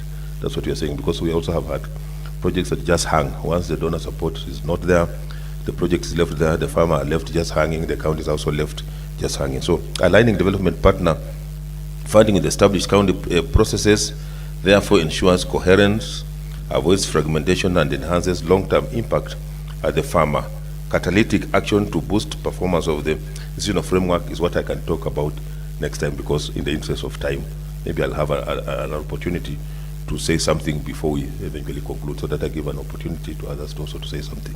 Thank you. All right. Thank you so much, Governor Lusaka. And on your point of efficiency, which has been, of course, a key tagline, if I may say, through the course of the last 2 days, Rose Mackenzie, I'd like to rope you into the conversation. One of the challenges raised is both the efficiency and effectiveness of donor support. What would you say you're doing as the World Bank, as a development partner, to enhance coordination with governments and with other development partners as well? And what opportunities do you see that exist to fast track the efficiency and achievement of these envisioned goals? Thank you so much, Terian, and it's a pleasure to be part of this panel and to continue with the conversation around coordination, which indeed is a conversation that we've started since yesterday, and it goes to show how central coordination is to what we are trying to achieve in terms of impact in the agricultural sector. Now, if I got your question right, because I was struggling with the microphone. So first and foremost, amongst the development partners, there is a lot of regular exchange of information on the portfolios that we are handling in the agricultural sector. We endeavor to do this very transparently through regular existing coordination structures that we have. And the whole idea is really to ensure that we are avoiding the duplicity, that is a risk when we are so many of us, acting in the sector. We try to talk about budgets. How much budget are we bringing into the sector with the different, activities that we are implementing? We endeavor to talk about the actual activities that we are implementing in the geographical areas that we are intervening in. And all this is really to see where the opportunities are to enhance alignment, to enhance complementarity, and ultimately to really contribute to that impact in the sector. Now, all this is with the understanding that in our individual respects, we have had exhaustive, well, let me take back that, because it can never be exhaustive. It has to just be continuous consultations with the government, both national and county government. The understanding there is that the first contact point, even as we discuss what projects to intervene in the agricultural sector is that these have to they have to align to the priorities and the development agenda of the government, because we are not operating in a vacuum. So that's the understanding whenever we are, coordinating amongst ourselves, that these are interventions that we've embarked on with consultation having taken place with respective government entities, both at national and county level. We do recognize that this is, there's still more to be done around the extent to which this coordination, becomes effective and efficient. And Wanjiko has pointed out and even given recommendations on the ongoing effort that is in place by government to enhance this coordination, not only amongst the development partners, but also between the development partners and hand in hand with government. Definitely government needs to take the lead, and we do recognize that this coordination that we have been reflecting on and continue to reflect on, government has to very much be in the lead of it. So it's very encouraging, actually, and I'm glad that Wanjiko started off this conversation, because the consistency in how these consultations and alignments will continue is a great factor. Coordination has been a big subject in the sector in the country for a long time. There was actually a big break. I almost want to say somewhere around 2013, there was a huge break that only picked up, I believe, last year. And for some of us, who have been, it was quite an encouragement to see that government has now stepped up and is really keen to bring guidance and order in terms of the coordination that is happening. Because when you talk about development partners, we're not only talking about the so-called donors, the foreign countries coming in to bring funding, but now, and increasingly so, we are looking at the private sector and what the private sector can bring into the sector. And we are looking at many other actors that are coming in with innovations, including even the youth.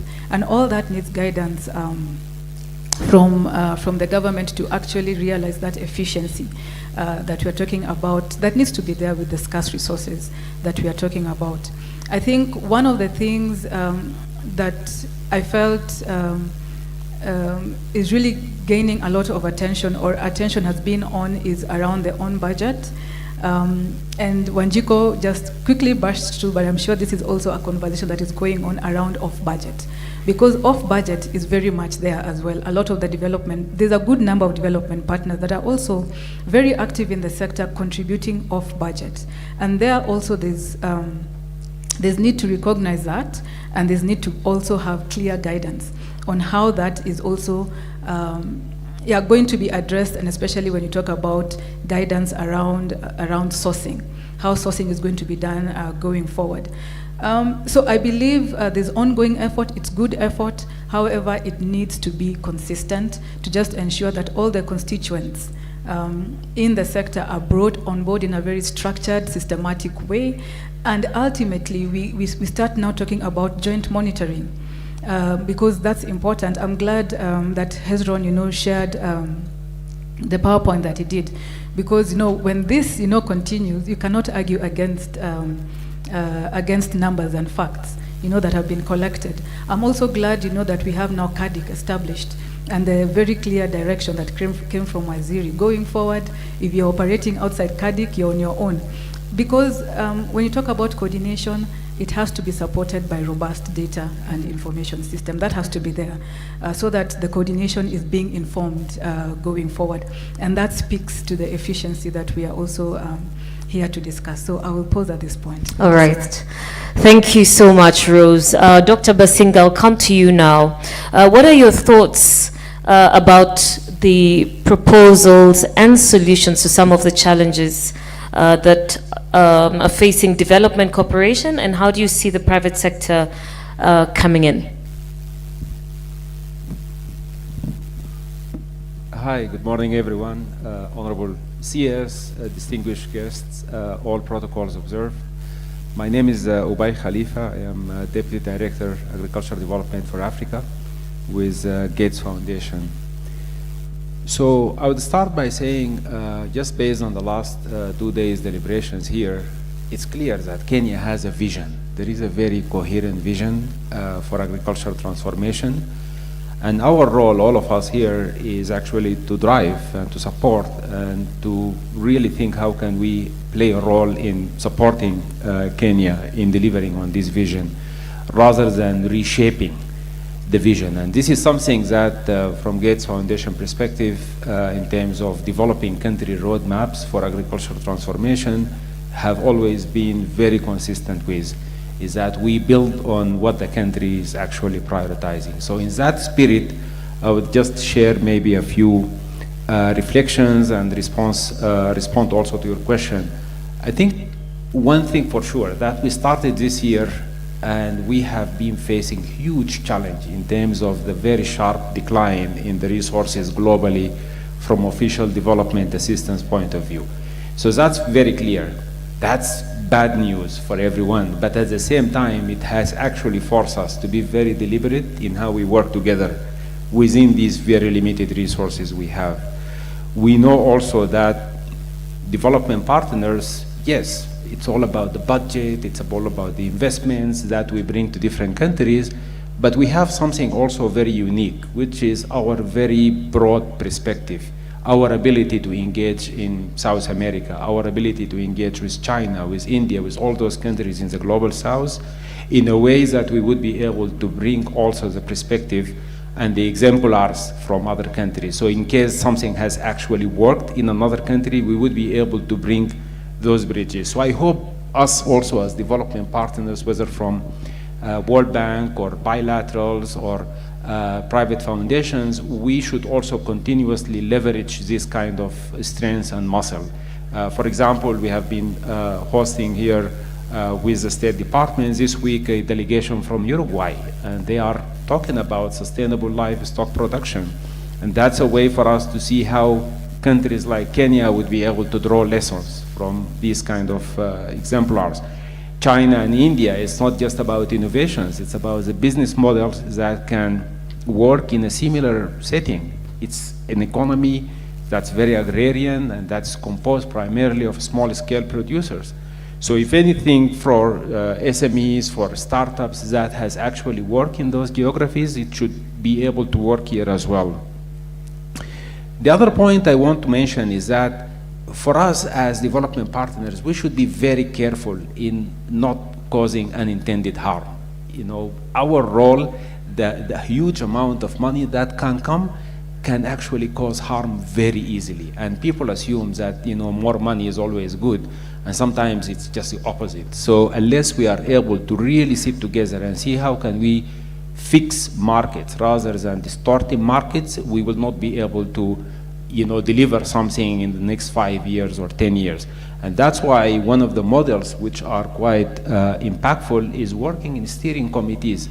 Let's bring private sector, talk pre-competitively. Let's agree on a common vision. If Kenya, for example, wants to double the contribution of a specific sector within the next 5 years, what are the key initiatives that we can lead together to be able to drive that? And what are the policy conversations we can have with the government in a very specific way that is contextual to the initiatives we are talking about? And just remember also, we are not talking about coordination only at country level. We are talking about coordination at regional level, at continental level, something that the CADIP also now agreement based on the Kampala Declaration beginning of this year is forcing us to do, is to be able to agree on our comparative advantages as countries within Africa, and then allocate the funding, allocate the budget based on the strengths of each member of this team, if you look at Africa as one team. So it's not just Real Madrid bringing all Messis, you know, or Ronaldos, you know. Each of us has a unique role to play within the corridors of, you know, food basket approach and all of that.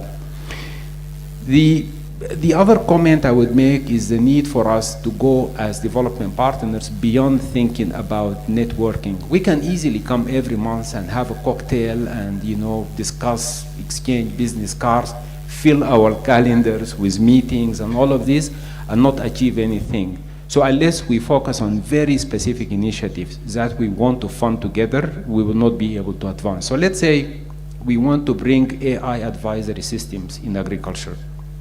Can we discuss with the World Bank, and we discuss with all the development partners, have a very clear roadmap. How can we actually make that happen? Yeah. If we want to modernize the seed system, if we want to bring new fertilizers, and if we want to really help overall from extension systems, from livestock offtake markets and all of that, how can we work together, pick those initiatives and track our progress towards them?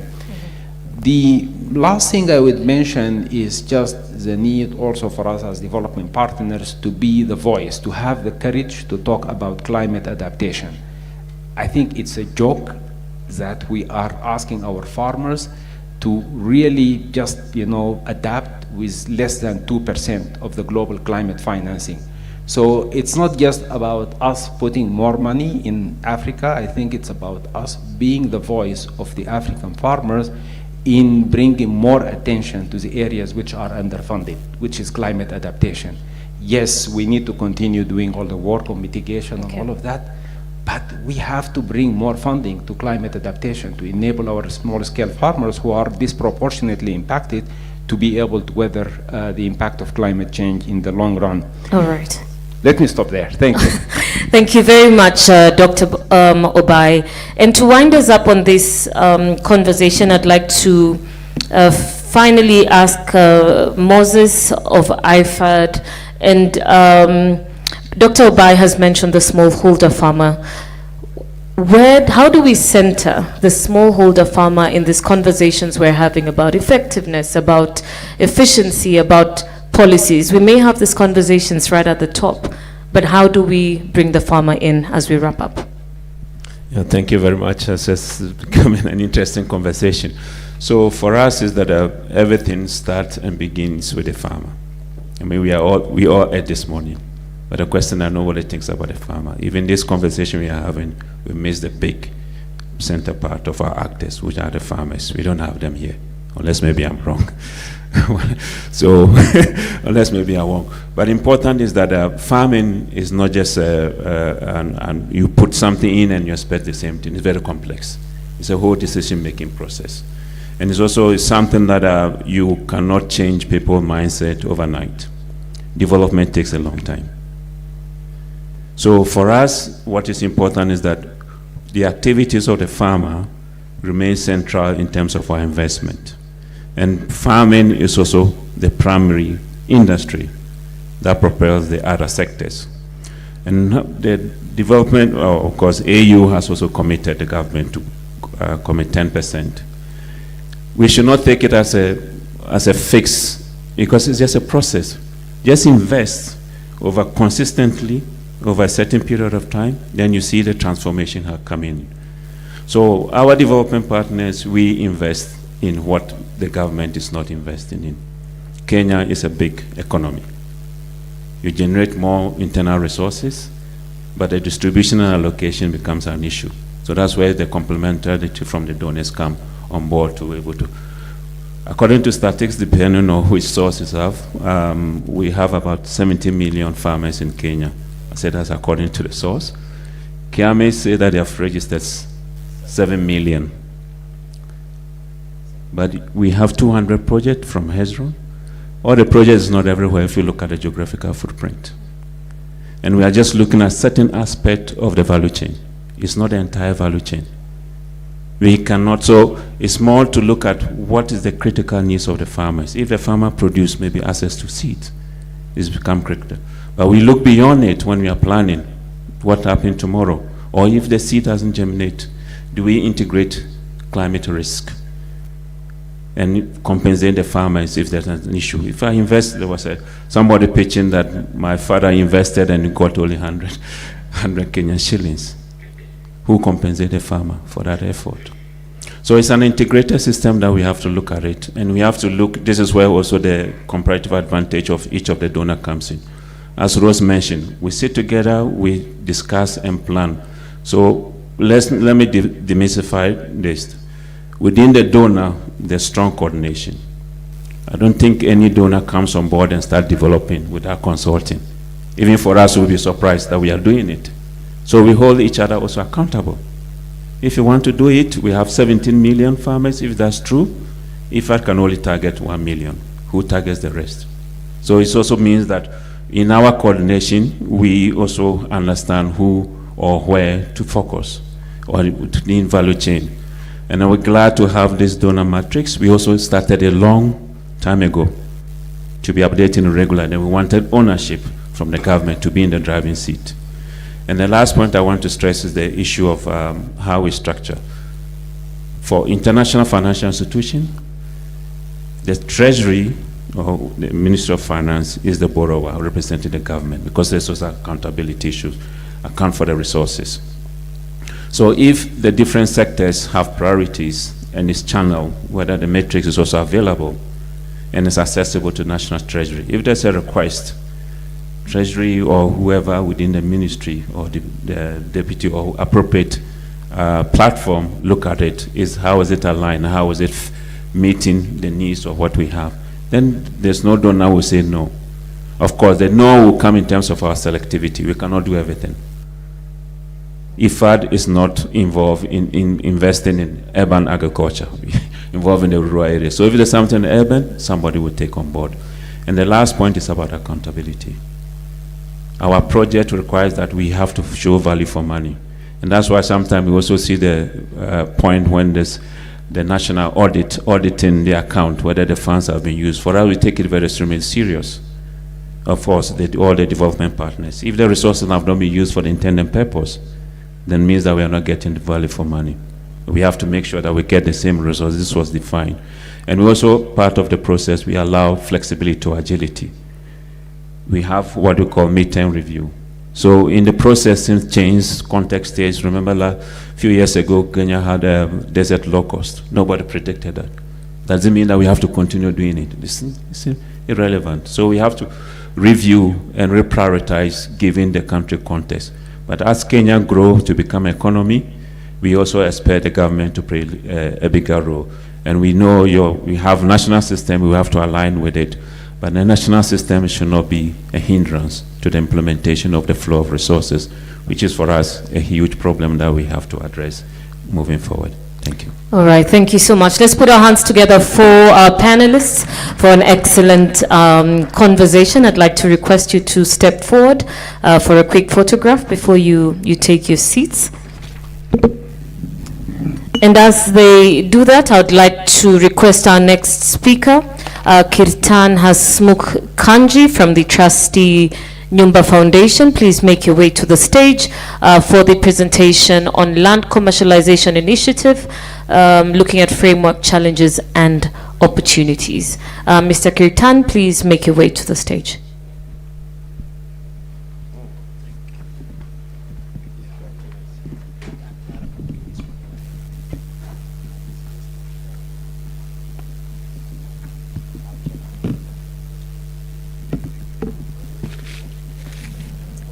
All right, let's put our hands together for Kirtan Hasmukh Kanji, from trustee from the Nyumba Foundation, who's coming to give us a look at the framework challenges and opportunities in Land Commercialization Initiative.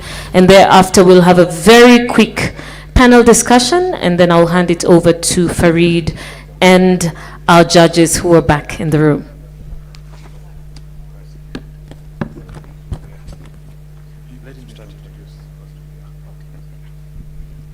Hello, good morning. All protocols observed. My name is Dr. Abdullahi Sagaf Alawi, Chairman of ADC. I've just been ambushed to come up here to introduce a very key person in what we are doing and what we are producing this year as ADC. And I'm very, very happy to introduce Mr. Kirtan Patel from Mombasa Nyumba Foundation to come and give his presentation. Thank you.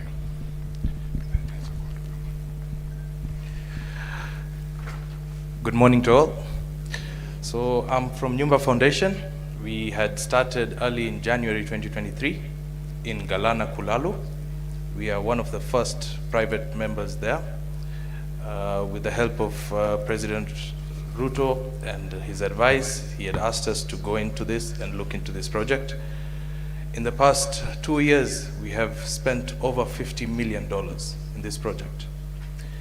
which is equivalent to spending around 4 to 5 million shillings every single day.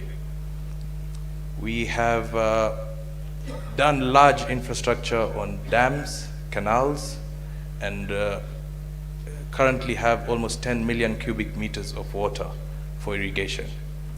We have put up pivots, which are 50 hectares, around 20 of them as we speak. And our main goals were to create a better place than it was by improving the soil, by using the infrastructure, the water from the river to reserve that and use that in a large scale. Our second goal was to create as much as employment as we can.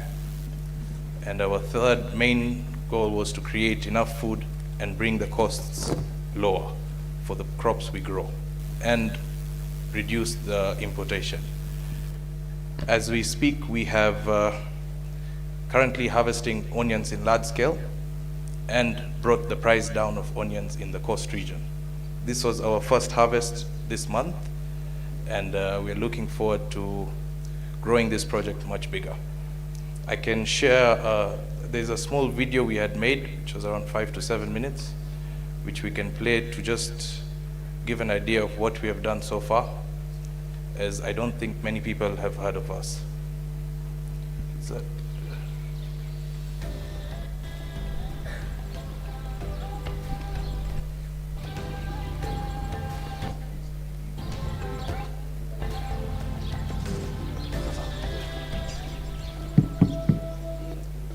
in November 2022, a vision was born.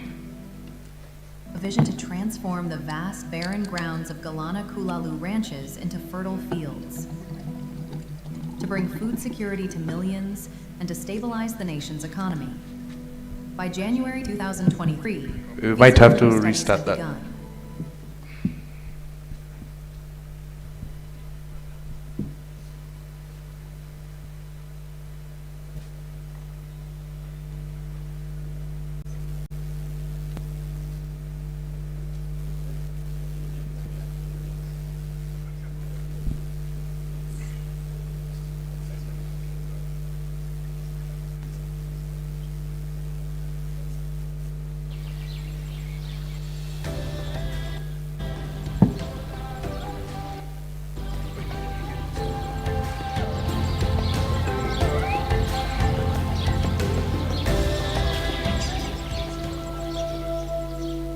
In November 2022, a vision was born. A vision to transform the vast, barren ground Galana Kulalu ranches into fertile fields. To bring food security to millions and to stabilize the nation's economy.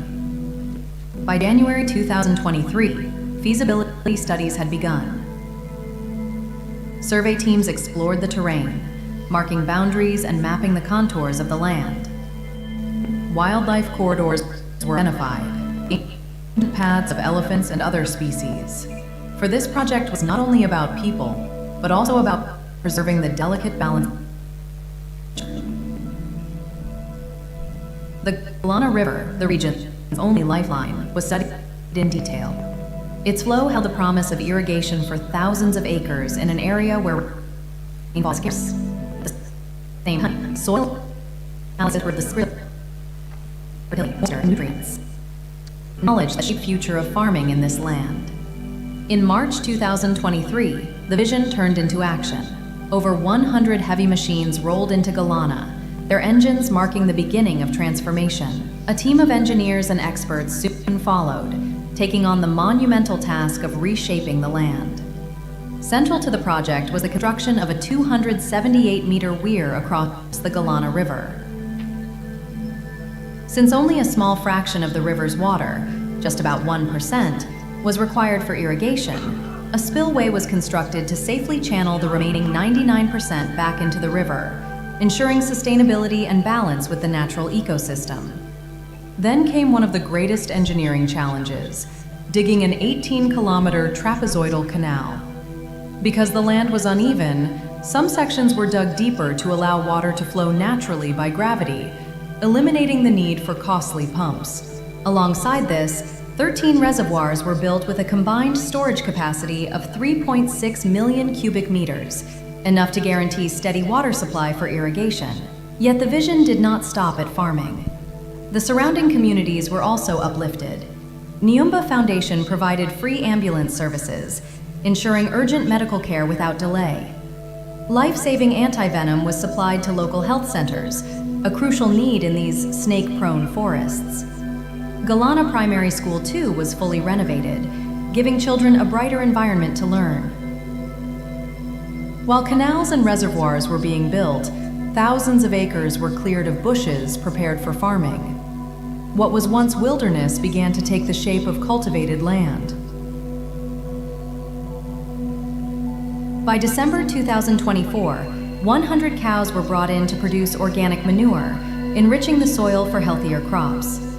State-of-the-art tractors and farming equipment joined the effort, preparing Galana for a new era of modern agriculture. A modern pumping house was constructed to bring the water to the fields, supported by an extensive network of pipes. And to power the future of irrigation, a 1-megawatt solar power plant was installed, complete with battery storage. Clean energy now drives irrigation, reducing dependence on fossil fuels and cutting costs for the future. January 2025 marked the installation of the first pivot system. In February, first cover crop cowpeas were planted, and in May 2025, the first harvest of the cover crop was celebrated.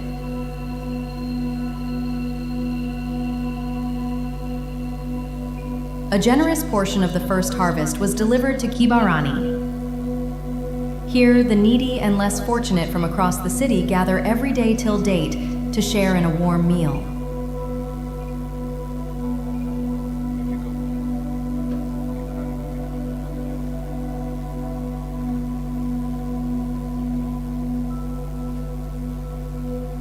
As of today, November 2025, the project stands as a living testament to what vision and determination can achieve. 18 pivot systems are now operational, covering nearly 2,300 acres of thriving farmland, producing maize, green grams, cassava, onions, paprika, lucerne, and stevia, alongside cover crops like pearl millet, cowpeas, sunhemp, sorghum, and lablab. Meanwhile, 5 additional pivot systems are on standby, ready to expand operations as more land is prepared. And as the land continues to open up under this great vision, the fruits of the work are already being felt. In the last season alone, over 200 acres of maize were harvested. Golden fields transformed into food for homes across the region. Alongside it, 75 acres of onions were brought in from the fields, marking one of the first large-scale commercial harvests from the new irrigation systems. These harvests are more than crops. They are proof that the Galana land, once dry, untouched, and unforgiving, can now feed families, sustain markets, and fuel Kenya's journey toward food security. And even as these achievements stand tall, the work at Galana continues with renewed momentum. A $5 million expansion project designed to push the Galana vision even further. At the heart of this phase is the construction of Canal and Reservoir Number 14, the largest and most ambitious structure undertaken on the ranch so far. Stretching approximately 6 kilometers in length, with an average width of 7 meters, this monumental canal will move nearly 84,000 cubic meters of soil before its shape is complete. Beside it rises a reservoir unlike any before it, spanning 800 acres, engineered to hold up to 6 million cubic meters of water. This single reservoir will multiply irrigation capacity, securing year-round farming even during the harshest dry seasons. To accomplish this extraordinary task, 40 heavy machines roar across the landscape daily.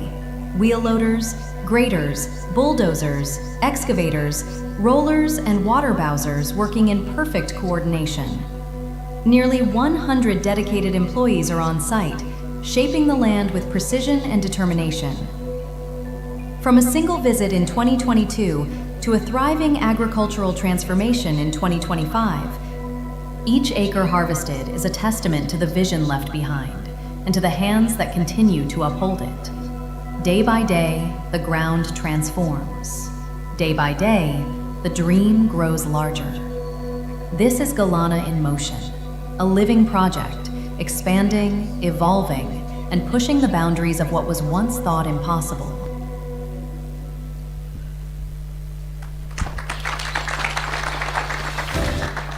So all those pictures and videos were actually from the farm, even though the voice was AI.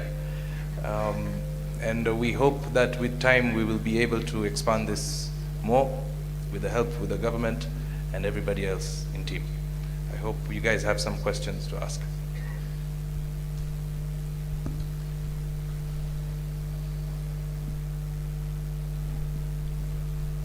Do we have any questions? Yes, yes.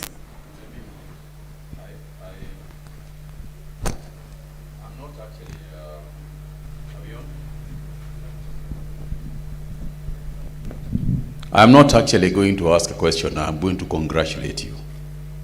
Because I think this is brilliant, absolutely brilliant, and the commitment and the amount of capital that we have put here. So this was important to see, because I think that there is a lot of skepticism regarding the issue of land commercialization and what it can actually do and the impact it can have in the country. Secondly, I think it also answers the question of capital. Yesterday when I was talking in the morning, I mentioned about the importance of private sector capital and what they can do in agriculture. I can say without any fear of contradiction that if you told the government sector to do this, what you have done now, when you're talking about the dams that you're building, when you're talking about the number of equipment that is there, at one time, there was an attempt to do this by a sector of the government. I think the machines are still rotting. You know, so for me, it's very clear, and I think we should be clear-minded within the Ministry of Agriculture, and indeed within the government. The role of the private sector must be enhanced. We must enhance. We must look for ways and means of ensuring that the government facilitates and regulates unless the private sector does its bit. So congratulations. We hope that you can expand. We are putting another $5 million. I hope that eventually you put another $50 million, because this means, you know, when we calculate GDP, you know, this will form part of our GDP. Thank you and congratulations. Thank you, CS. Yes, Governor Cheboy. Yeah, just curious, how many jobs have you created, and how long will you take to recoup your investment? And perhaps maybe as a follow-up, how much money would you be paying government as taxes at the end of it? When it comes to jobs, we had created almost 3,000 jobs when this infrastructure was coming up. There were almost 3,000 people working on ground when the infrastructure was going up. Currently, we have almost 600 people in the farm working with us. There's a lot of sections whereby we can use machines, but we have decided to use labor until we get a solution to the machines, because that is also spoiling the crops. Regarding paying taxes, every single thing we do, we pay 100% duty, VAT on these items without any exemptions from the government. We have not received any exemptions from the government. So currently, every single thing we do, we are paying taxes fully for it. A lot of the stuff are state-of-the-art equipments from abroad, from America, from Netherlands, from different parts of the world. And all these parts have to be imported, and we have to pay duty and taxes for everything that we do. Thank you, Kirtan. I think you better have a word with Governor Cheboy afterwards. That's my county, and I know there's lots of land available for commercial agriculture. We've got a question at the back, and then we can close this conversation so we can have a panel. Okay, thank you very much. For me, it's congratulations. And if we have to move Kenya forward, I think that is the way to go. we are claiming about lack of land, and we have 80% of Kenya. In fact, Kenya, there is no arid land. The aridity is in the mind of people. What we need to do is to invest in water harvesting, as they are doing. There is rain. Even the rain that was there was enough to sustain the livelihood. But because we allowed all the water to go to Indian Ocean, and we have no contract with the Indian Ocean, what we need to do is to harvest that water, irrigate the northern land. The money we are going to invest in food relief, we should have invested it in even the founder and the food.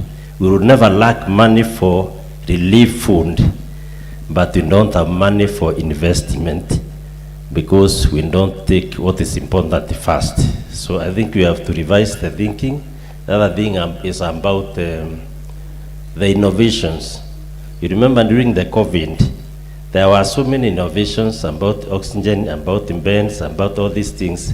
Even the other area about innovation, are we going to follow up, or it is for presentation and then it is left there? I think we have to be more intentional and more action-oriented. Thank you, CS, for bringing this together.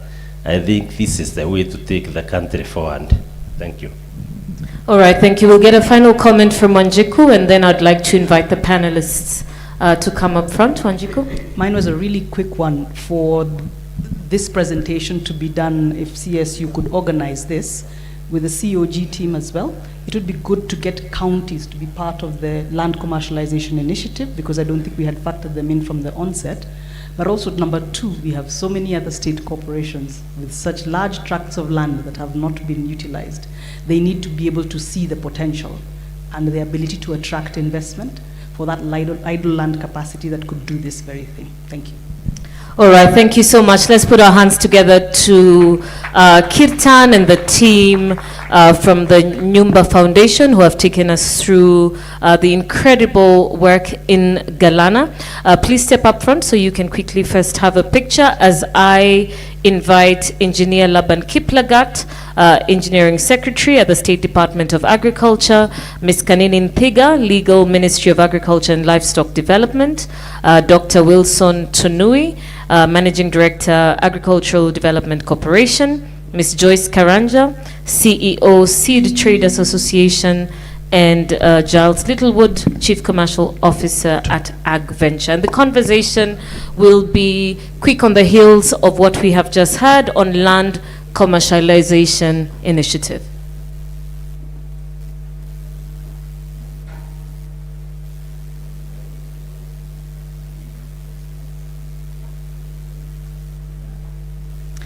All right, let's put our hands together to our next panelists. The stage has been perfectly set by a previous presenter who showed us what can be done at scale. Please come and have a sit here.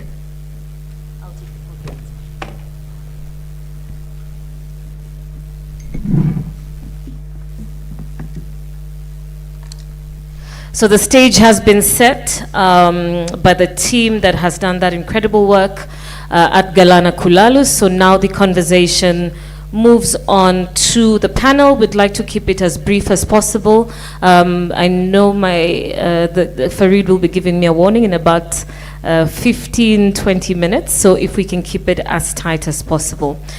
And our first question I'd like to pose to Mr. Kiplagat. First of all, is there enough land for LCI, and how can potential investors access it?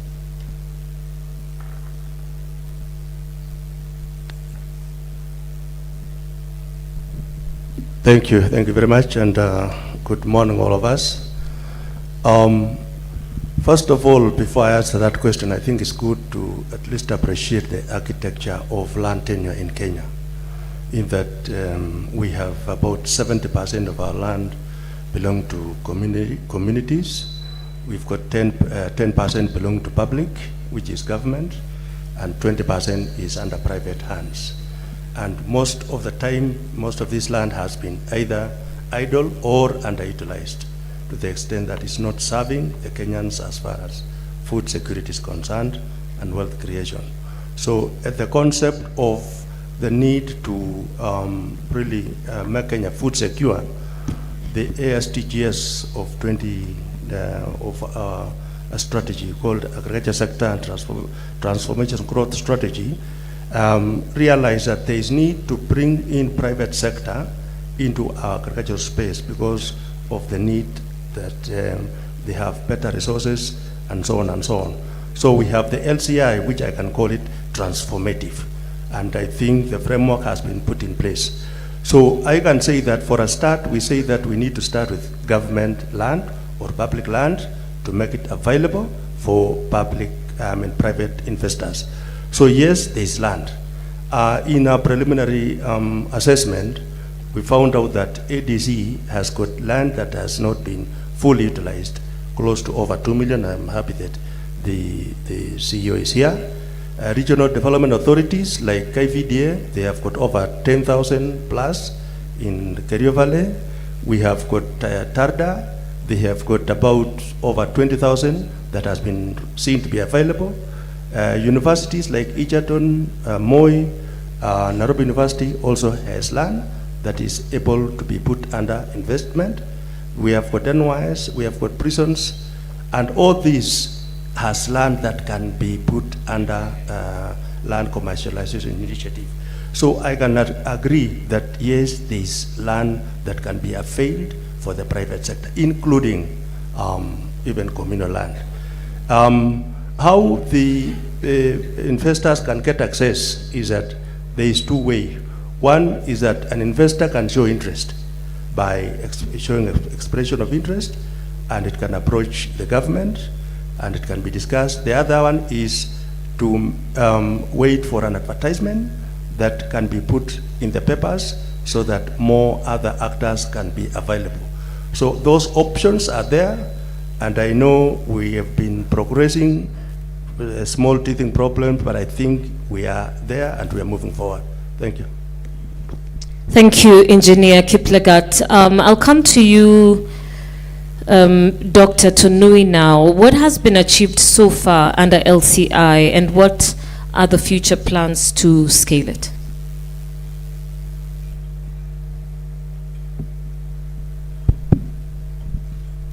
Yeah, thank you, Terian, for having me. I think before I answer that question, I would like to add my voice to the question that you posed to Engineer Kiplagat on the issue of is there any idle land that can be accessed by potential investors? Yes, from where I'm coming from, ADC has a lot of land, and I'm sure most of you have heard of Galana Kulalu. Galana Kulalu is land that we manage on behalf of the government, and Galana Kulalu is 1.75 million acres, and most of it is arable. And it will not be fair for me to be in this forum, to walk out of this room without assuring potential investors that land is actually available. And we are asking the potential investors, those who have private capital, to come and we will avail land. The only issue is the only issue that we could be having is water, because where the land is, you are required to do irrigation. Now, coming back to the question that you have asked me, is that I would like to say that we are proud as ADC to be the first institution, government institution, to roll out LCI through the Nyumba Foundation. You have seen what they have done. Again, we are the first institution to roll out the first agricultural PPP project in this country, where we have National Irrigation Authority, ADC, and CELU being the private party in that partnership. And we were able to roll out, following that process as provided for in the PPP Act. It took us 6 months to be able to complete that process. And I'm happy to report that CELU is on the ground doing commercial production. They started with maize, seed maize, and they have harvested. Now it's a break. We are going into a period of very high heat intensity. They just skip 2 months. By February, they'll be continuing and they'll scale it up. So yes, that is where we are. And again, what we are doing to scale it up, what we are doing is that we are almost onboarding now another investor, another international investor, which will take up about 200,000 acres of land. If that one becomes a reality, because we are almost in the final stages, I think what we'll have done is we'll have been the biggest, that will have been the biggest irrigation project in sub-Saharan Africa. So we want to tell Kenyans that we are on the right track. And our goal, our ultimate goal, is to put 1 million acres of Galana Kulalu under irrigation in the next 10 years. Thank you. Thank you so much, Dr. Tanui. Ms. Kanini, I'll come to you now. What would you say are some of the measures that have been put in place to ensure that genuine investors have access to land, and what legal impediments are being eliminated as we speak?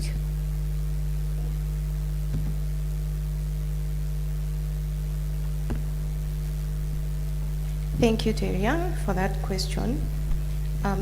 Some of the legal impediments that the Land Commercialization Initiative has faced in the recent past is, you find one is the multiplicity of the legal framework that is governing the LCI initiative, so that you have multiple approvals before a land commercialization initiative project can be able to commence.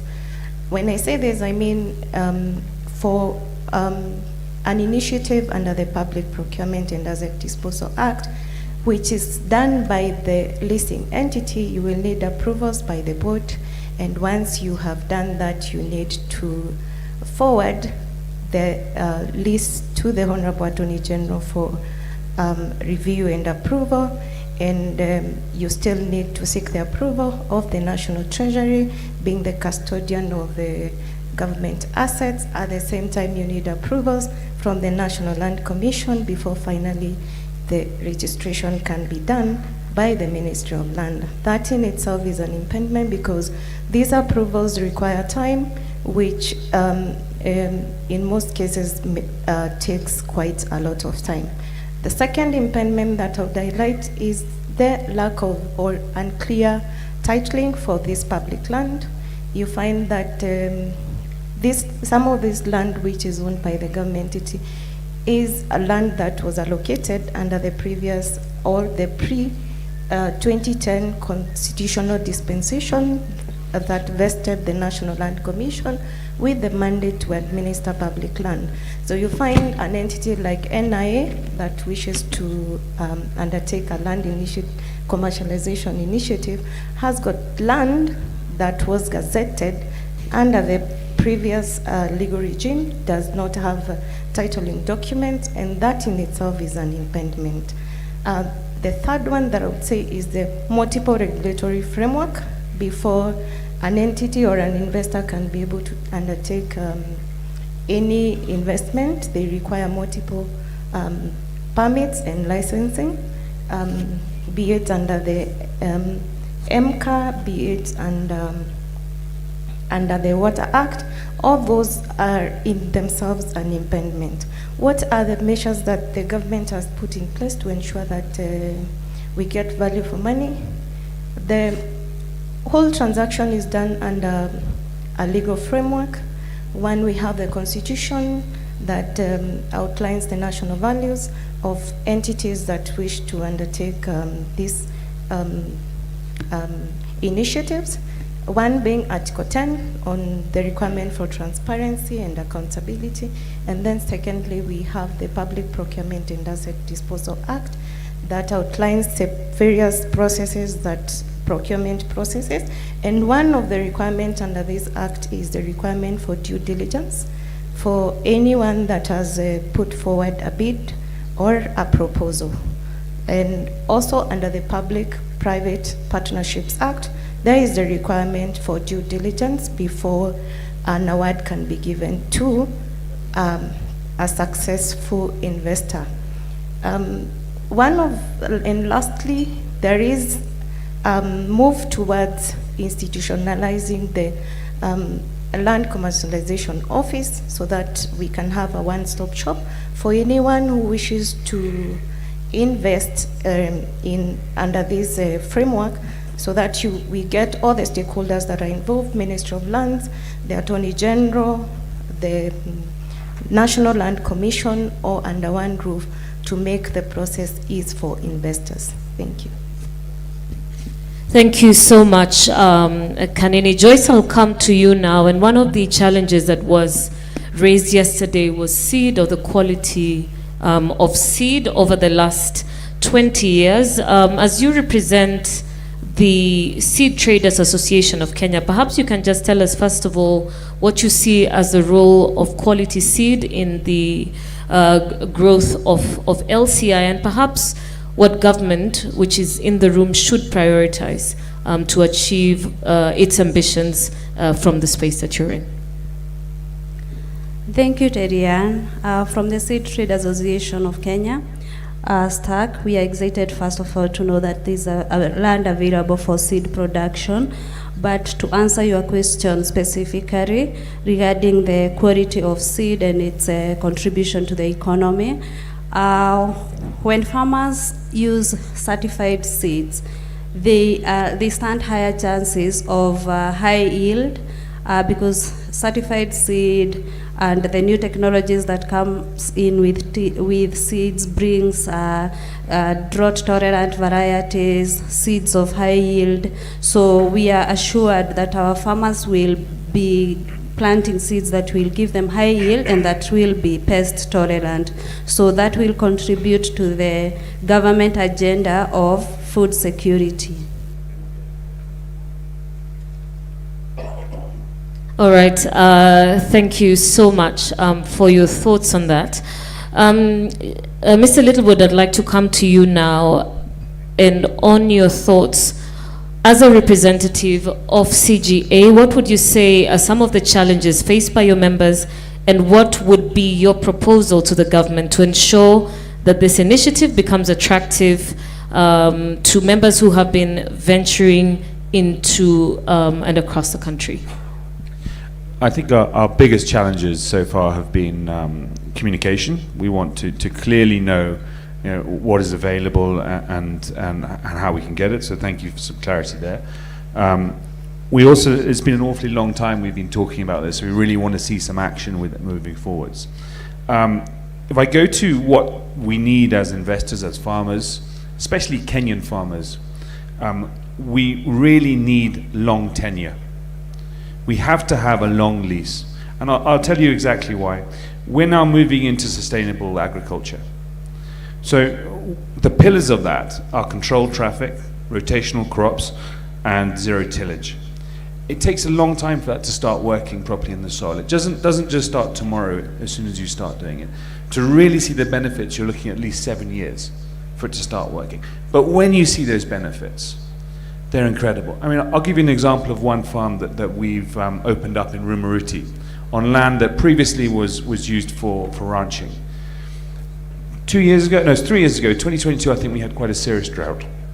We had 35 millimeters of rainfall in crop in that season, and we got a 2.7 ton crop off the field per hectare.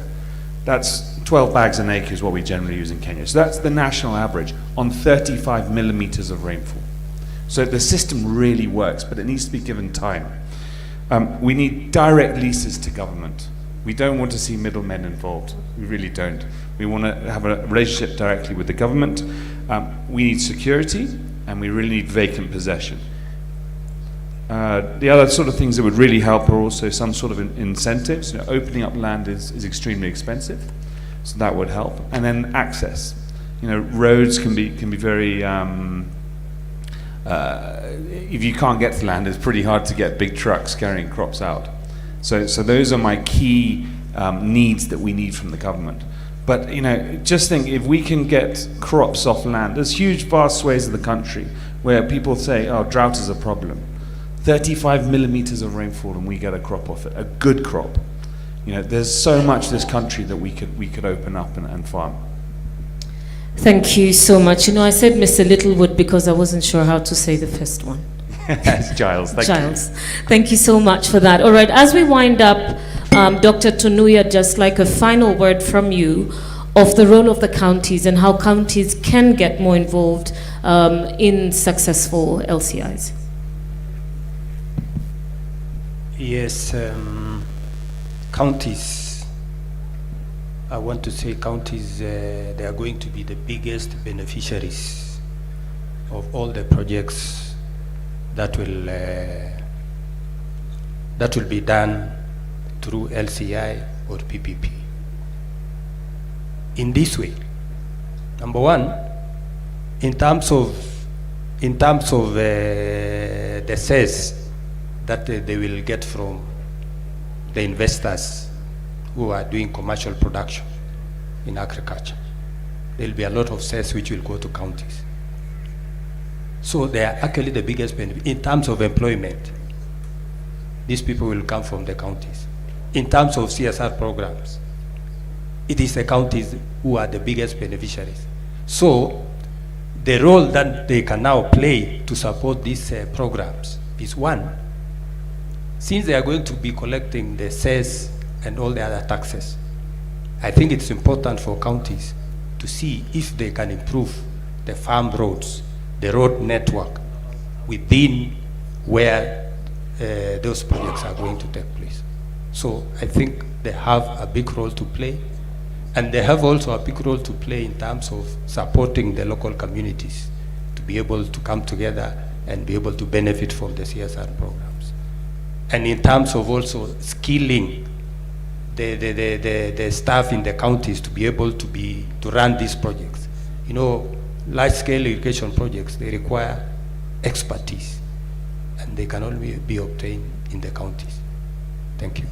All right, thank you so much. Let's appreciate our panelists for taking us through that conversation on land commercialization initiatives. I'd like you to step to the front so we can take a group photograph as I hand over to my co-MC Farid, who will take us back to the pitch to find out which young people have won the day and into our final part of the program today.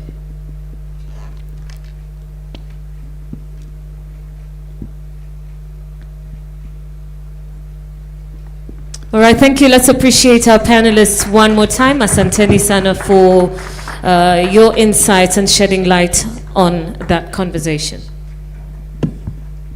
Thanks very much, Terry-Ann. So now I would like to invite Liz from the World Food Forum up to the stage as we award these young innovators and agripreneurs. We have the first, second, and third prize, and we will request the presence of His Excellency Governor Lusaka, PS Mweke, and CS Kagwe, one by one, to come up as we announce the winners. So Liz, as the representative of the judging panel, do tell us what you guys discussed a little bit outside, and then tell us who, from third to first, who our winners are. Thank you, Farid. Good afternoon, everyone. I'm Elizabeth Mwende. I'm an agricultural engineer at the Ministry of Agriculture and Livestock Development, and also the youth representative for the World Food Forum at the Food Systems Technical Working Group. Well, today we've been able to get an actual overview of what the youths can do. For a long time, we usually hear the youths saying in various platforms that the youths are energetic and they can provide solutions. But if we do not get a chance to see what they can do, this statement just becomes a cliche. However, I believe each of us today can actually say they witnessed something of what the youths can bring to the table as solutions to the problems that are facing our food systems. I wish to appreciate all the youths that presented today, as well as the youths that made it here but were not able to present in the interest of time. Please do feel appreciated. We also appreciate all the partners that have been supporting the youths. While the youths were presenting, we had them mentioning some few organizations that have supported their initiatives. For example, the Ministry of Agriculture through the Enable Youth, and also the WFP and FAO and AGRA, as well as other partners. As a consensus from the judges, we felt that these innovations that were presented to us actually showcased an alignment with various policies. For example, the Kenya Climate Smart Agriculture Implementation Framework of 2018 to 2027, the Kenya Post-Harvest Management Strategy of 2024 to 2028, as well as other strategies that we have. And on the continental level, we have alignment with the Africa Union, Kampala, CAADP Declaration, Strategy and Action Plan. So for this reason, we felt that these innovations that were presented actually speak to the problems that we actually face in our own country and have potential to make a difference in our country and at the continental level as well. We also wish to highlight some opportunities and, a small piece of advice to the youths, even as they move out of here today. We would like to advise them on the opportunities they can leverage on. For example, we identified alignment of the CADIC that has been mentioned here yesterday. That could be a potential avenue of collaboration. We could see a lot of people mentioning Safaricom, which was more familiar to them, but we encourage you to approach these other institutions as well.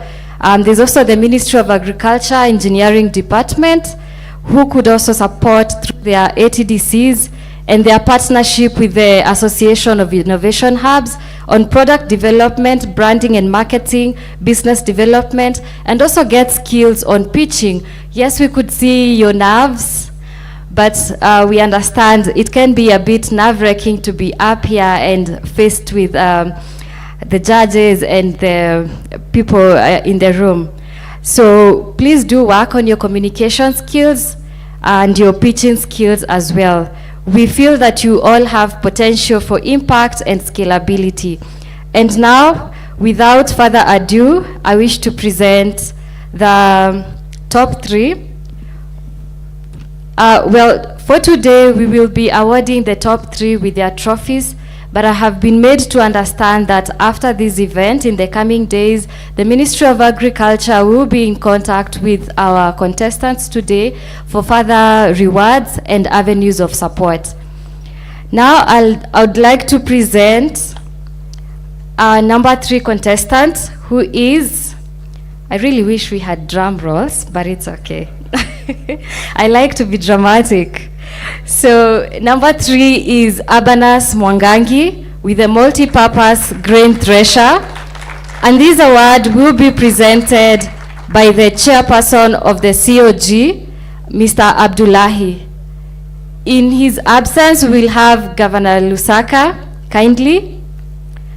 We felt that this innovation showcased the use of repurposed materials and the potential it has on the local communities. For example, the 19 youths who have been trained and also the 500 farmers who have benefited. It has also showcased impact through solving a problem at the local society and the fact that it's cheap and affordable. Please do.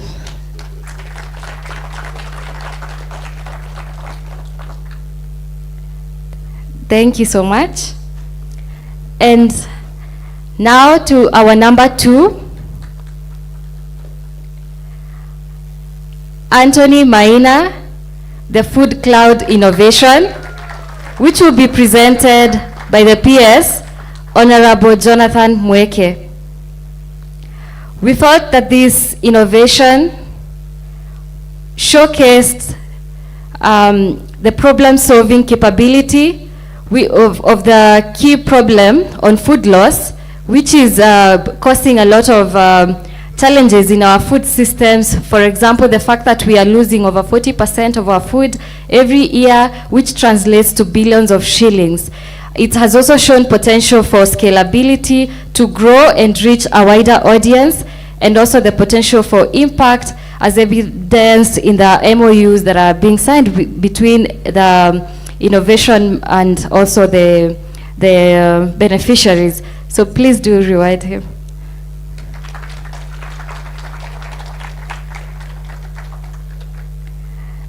Thank you so much.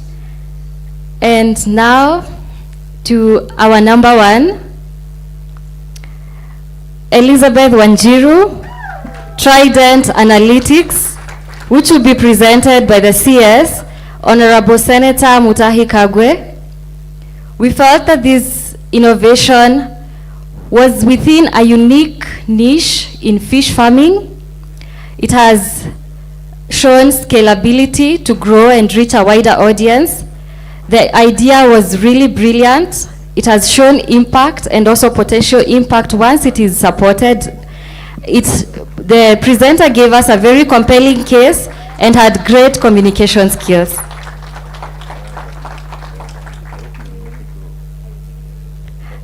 Thank you so much. Thank you also for being a great audience, and I also appreciate my fellow judges. Back to you, Farid. Thank you very much. Thanks so much, Elizabeth. Now, as we wind up, can we just make one really loud round of applause for all the kids that pitched, all the youth that pitched, and especially our top 3 contestants today, and of course, our winner. Well done to you as well. That was phenomenal. One more time, let's make some noise for these guys. It was incredible. So, ladies and gentlemen, distinguished guests, of course, that brings us to the end of the 2-day forum. I'd like to thank you all for joining us for the last 2 days, and it's really nice to see we have a full house again today. We will now invite up PS Mweke. Okay, we'll hold for that for a minute. We'll take a 5-minute break, relax, have some water, and I'll be back with you in about 5 minutes.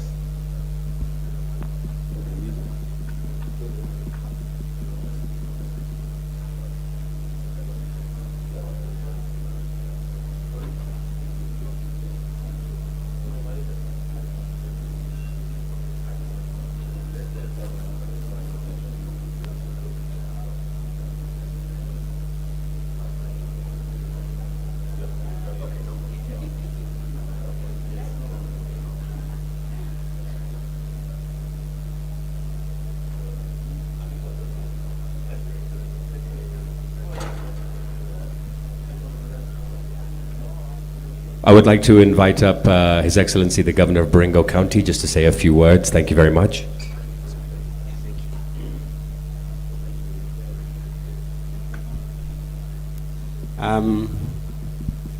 During this interlude, I'll take the privilege to say something about the presentation of the youth earlier in the morning.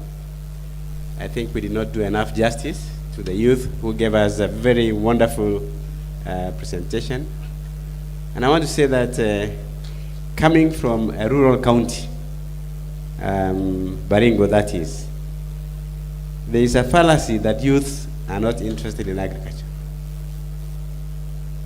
And I think the principal of the School of Agriculture said that the demand for training opportunities is very high.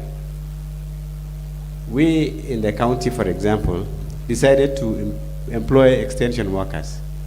And the extension workers of today are youth.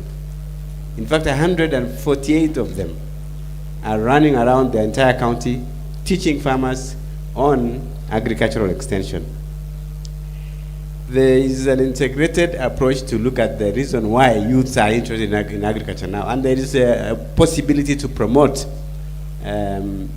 agriculture for the youth.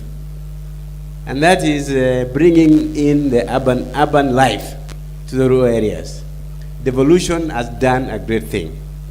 The fact that you can go to a county and you have in the local area, what attracts people to the city?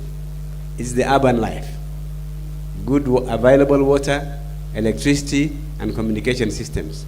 So if you can bring those things to the rural areas, even if it's the major towns within the counties, what else does a youth want there? It's much more cheaper for anyone to live in the rural areas and invest in agriculture. So we are now seeing a lot of young people investing in agriculture. I was talking to some youth in my county the other day, and they were investing in production of passion fruit. And half an acre of passion fruit can give you 7,000 shillings a week. That means you can earn over 30,000 shillings in a week with just less than half an acre, actually a quarter acre. Now, if you are earning 7,000 shillings a week in the rural area, zero cost for housing, zero cost for transport, zero cost for very many other things. Food is available. Then it means it will be attractive for the youth to remain in the rural areas and invest in agriculture. So I want to disabuse the idea that youth are not interested in agriculture. All the people who are working in the agricultural sector, whether it's in tomato farming, passion growing, coffee, or keeping livestock, they will do the dirty job. People think that the dirty job of being in agriculture is not the right thing. But the beauty of the youth is this. They are now bringing in technology. Sisi wazee, unatumia tu the traditional systems of doing your agriculture. But they can bring the market to the household. Because with a laptop and with the internet, which is facilitated by Safaricom and others, you can be able to sell your products on the farm. And the people who are required to come and buy can just buy right from the farm. So farm gate prices are no longer farm gate. You can get a buyer from quite far who is buying your produce within the locality. So yes, devolution has done a great thing for agriculture. If we continue investing in that and ensuring that the fiber optic cable and internet is available in every part of Kenya, then agriculture is the next frontier for investment. Lastly, on the issue of private sector involvement, of course, we were told by Dr. Sanui that 70% of land is in the hands of communities. A lot of land is available in the traditionally, the areas that were traditionally thought to be arid and semi-arid. Nobody wanted to invest in those counties. But now, you have seen what has been shown in Galana.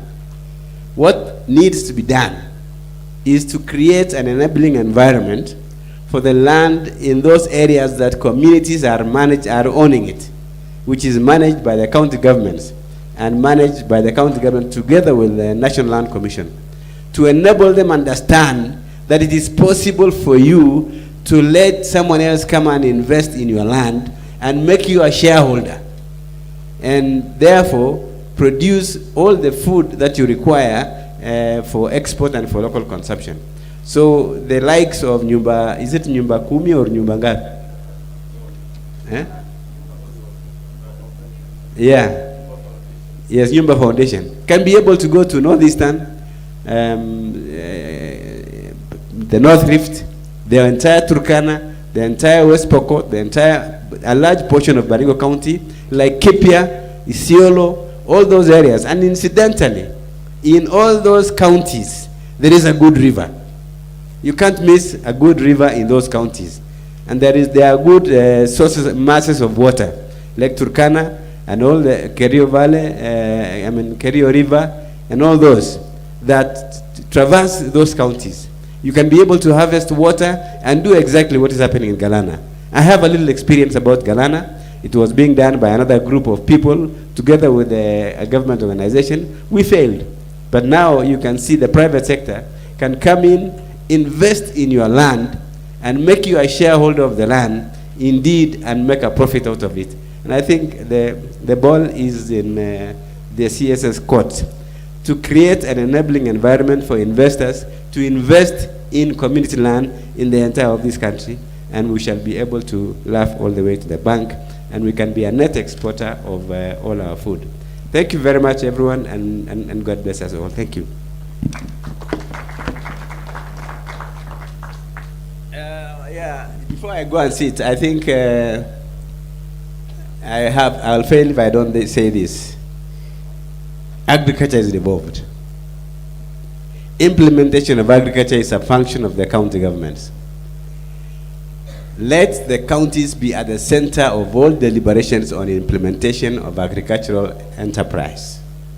If they are involved because they are close to these communities, they can be able to enable them understand the value that they get out of all these systems of investment. So if we can make the counties the center of focus in communication and investment in agriculture, whether it is from the donors or from government or from private sector, you can't go wrong. Let us focus on the fact that agriculture is devolved, and the center should be the county government, and the people in charge of agriculture within the county will do a lot of good to promote agricultural productivity in Kenya. Thank you.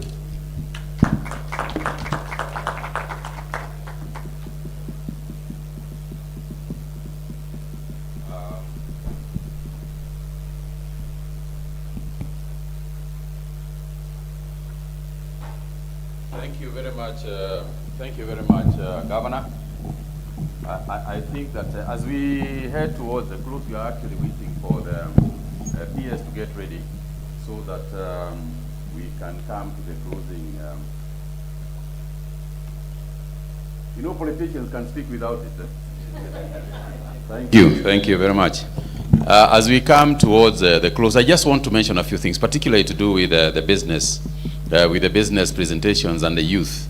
To say that I was personally blown away by the kind of ideas that that we had, and thank you very much for it, you know, for this initiative to do this presentation today, and thank you, Liz, for all the work through the ministry that you have done to bring this to the fore. I think today what we saw is a seed being planted in what the ministry can do to engage the youth in agriculture as a beginning point. And you know, we are the Ministry of Action, not talk. So the first thing that we have agreed with the PS is that we are going to get together. For Reed and Liz, we will be the lead in this. You get together so that the next forum, I think we only had 5 presentations from the youth. Now, suppose we get all the financiers on the table, financiers and potential business partners on the table, and then on the other side we get the youth to come and make some 20-30 presentation on a single day, so that they all sit together and hear all these people. I'm not trying to be Trump, you know, but but I think that there is merit in hearing what is there, and I'm 100% certain that there are some business people who would like to hear some of the ideas that you have. So we will be inviting the business community, those interested in the agribusiness, and the financiers within the sector to come and listen to you with your ideas, so that there can be a more comprehensive idea. Because here, yes, you presented to 1 or 2 private sector people, you presented to the ministry officials, governors, and so on. Those guys won't help you too much. The people who can help you are actually the people who are financiers and the potential business partners that you can create. And those ones, we will organize a meeting for that to happen. I think the other message that is going around very clearly is co-creation that needs to be there between the county governments and the national government. And I think that's why we are here in the first place. But I do take on board the fact that JASCOM has not been as efficient and has not been meeting as much as we should. And that's my responsibility. And I take that on with my brother, Governor Lusaka. For the agricultural sector, we too are the ones who are supposed to make that happen. And we promise that we are going to make it happen more often than we have done in the past. So going forward, One of the things we have also agreed to do as far as the LSI is concerned, land commercialization, and as proposed by Wanjiku, is that we will get together, we will bring the counties, particularly counties with land, and bring them together with, again, potential business partners, so that they can meet up and we agree how much land throughout the nation are we talking about. I'm glad to hear what is happening in Laikipia, and that's fantastic. Well done, congratulations. But I think that there is potential all throughout. You know, in Baringo, I don't know how many of you know how big and how vast Baringo County is, and quite fertile, really. And if the governor, you are here, let me throw one back at you. If you can get the communities to agree, if you can sit down and do public participation, so that we are clear about the amount of land that you have got in Baringo that you would like to commercialize, we will participate with you in making it happen in Baringo. As we said, we are going to co-create, even in LCI. I think the last one on that one is Kanini and the team that you are here. You spoke about what we need. You said we need to make, and Kiplangat, you spoke about us needing a one-stop shop. Oh, I've got news for you. The people to make that what you need is you. You know, you said we need to have a one-stop shop. It is you to make that one-stop shop. So what you need to do, engineer, are you here? Where is engineer? Yeah, engineer. So what you need to do, engineer, is to sit with Kanini in the office. You come to us and you tell us these are the 3 steps we have taken to create a one-stop shop. Because the way we measure success in government and the way the private sector measures success is different. It's very different. If you do a nice policy paper in government, that is supposedly successful. You have done a good job. If you do the same in the private sector, you have wasted our time. What they need is action now. They don't want to be told that we need a one-stop shop. They need to walk into a one-stop shop and you clear everything for them in a month so that they can get on spending money. That's what, and I think that the framework what we need to put is that one. I think that for too many government offices, the approach is why things can't happen. This is why it can't happen. You can't do it because of this law, because of this regulation, or because of the other factor. We are supposed to be creating enabling environment. An enabling environment begins with why it should happen, or why it can happen, not why it can't happen. And I know there are 1 or 2 of you who have been to my office telling me how it can't happen, and I've told you, go right back now, come back again, and tell me how it can happen. And that's the way we can support the private sector. If we don't have that mindset, that they don't have the time to waste, they are not interested in policy documents, they are just interested in knowing that as a policy we have said we are going to lease land to private sector. Having said that, they just want to walk in. They are not interested in how you got there. They just want to walk in, get their land and buy their tractors and get their job done. That's the way to make them happy, and that's the way to get the job done. So we on the agricultural ministry side have heard what you have said. We have listened very keenly throughout the last 2 days, all the way from yesterday in the morning. And we know what we need to do. You have told us a lot. You have given us many very good ideas. And I know that we have been taking notes. We don't want to come here next year in the same meeting and talk about the same things that we have done without anything having been achieved. So I challenge all of you, particularly those in my ministry, I challenge you all to wear different hats, as I said yesterday in the morning, so that next year we can report something different and we can report the progress that we have made. So I would like to invite my brother Governor Lusaka to also come up and say something as we wait for us to read the resolutions and close the meeting. Governor Lusaka.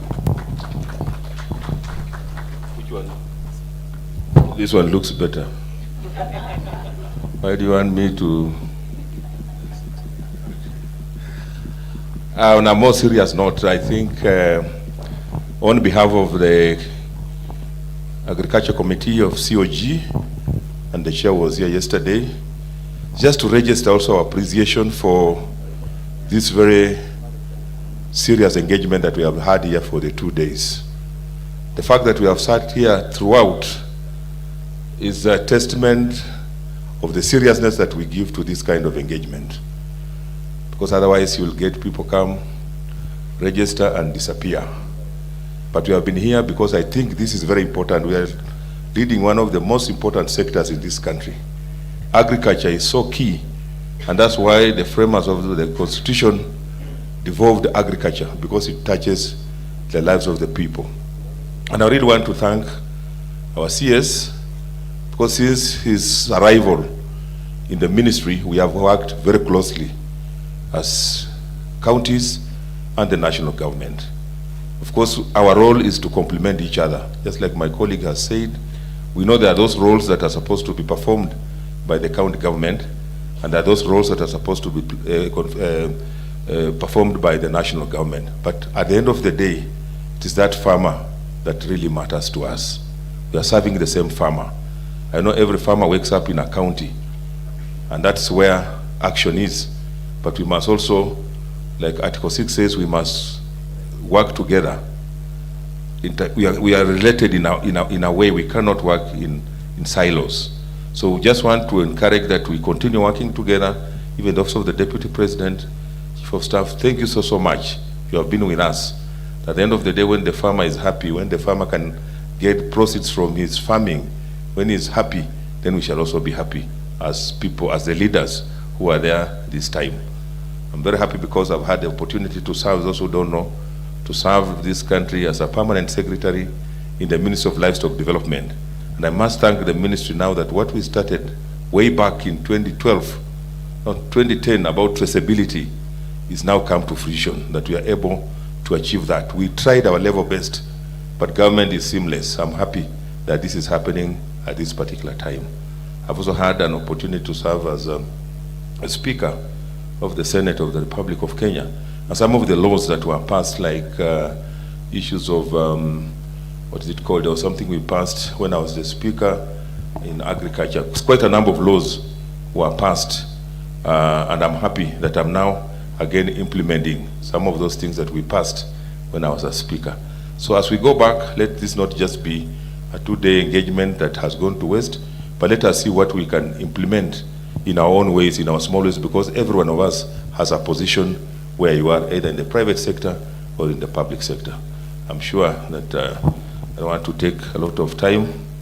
Normally, I want to keep my speeches brief, like a miniskirt, with the due respect to the ladies, long enough to cover the subject matter, but short enough to arouse interest. Welcome, our permanent secretary. Karibu sana.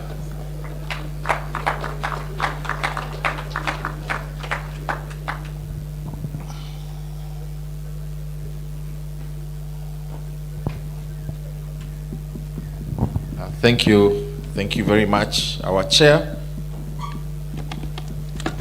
My job is very short or small, really just to read the resolutions of this 2-day Intergovernmental Summit on Agriculture. The Ministry of Agriculture and Livestock Development and the Council of Governors convened the Joint Intergovernmental Summit on Agriculture from the 27th to 28th November 2025 at the Enashepai Resort and Spa, Naivasha, Nakuru County. The summit, bringing together Cabinet Secretary of Agriculture, the Chairperson of the Council of Governors, Excellency Governors, and County Executive Committee members from the 47 county governments, Principal Secretaries, development partners, and private sector leaders, provided a high-level platform for structured dialogue and consultations. The summit was held under the theme, Strengthening Global Positioning of Kenya's Agricultural Sector Through Investment, Technology, Digitization, and Innovation, focused on forging a shared pathway for the sustainable transformation of Kenya's agricultural sector. Through constructive engagements, the summit reaffirmed the collective commitment and agreed on the following resolutions. Number 1, that the Ministry of Agriculture and Livestock Development, county governments, development partners, and private sector actors commit to supporting the transformation of the Agricultural Information Resource Center, AIRC, into a modern digital and data hub.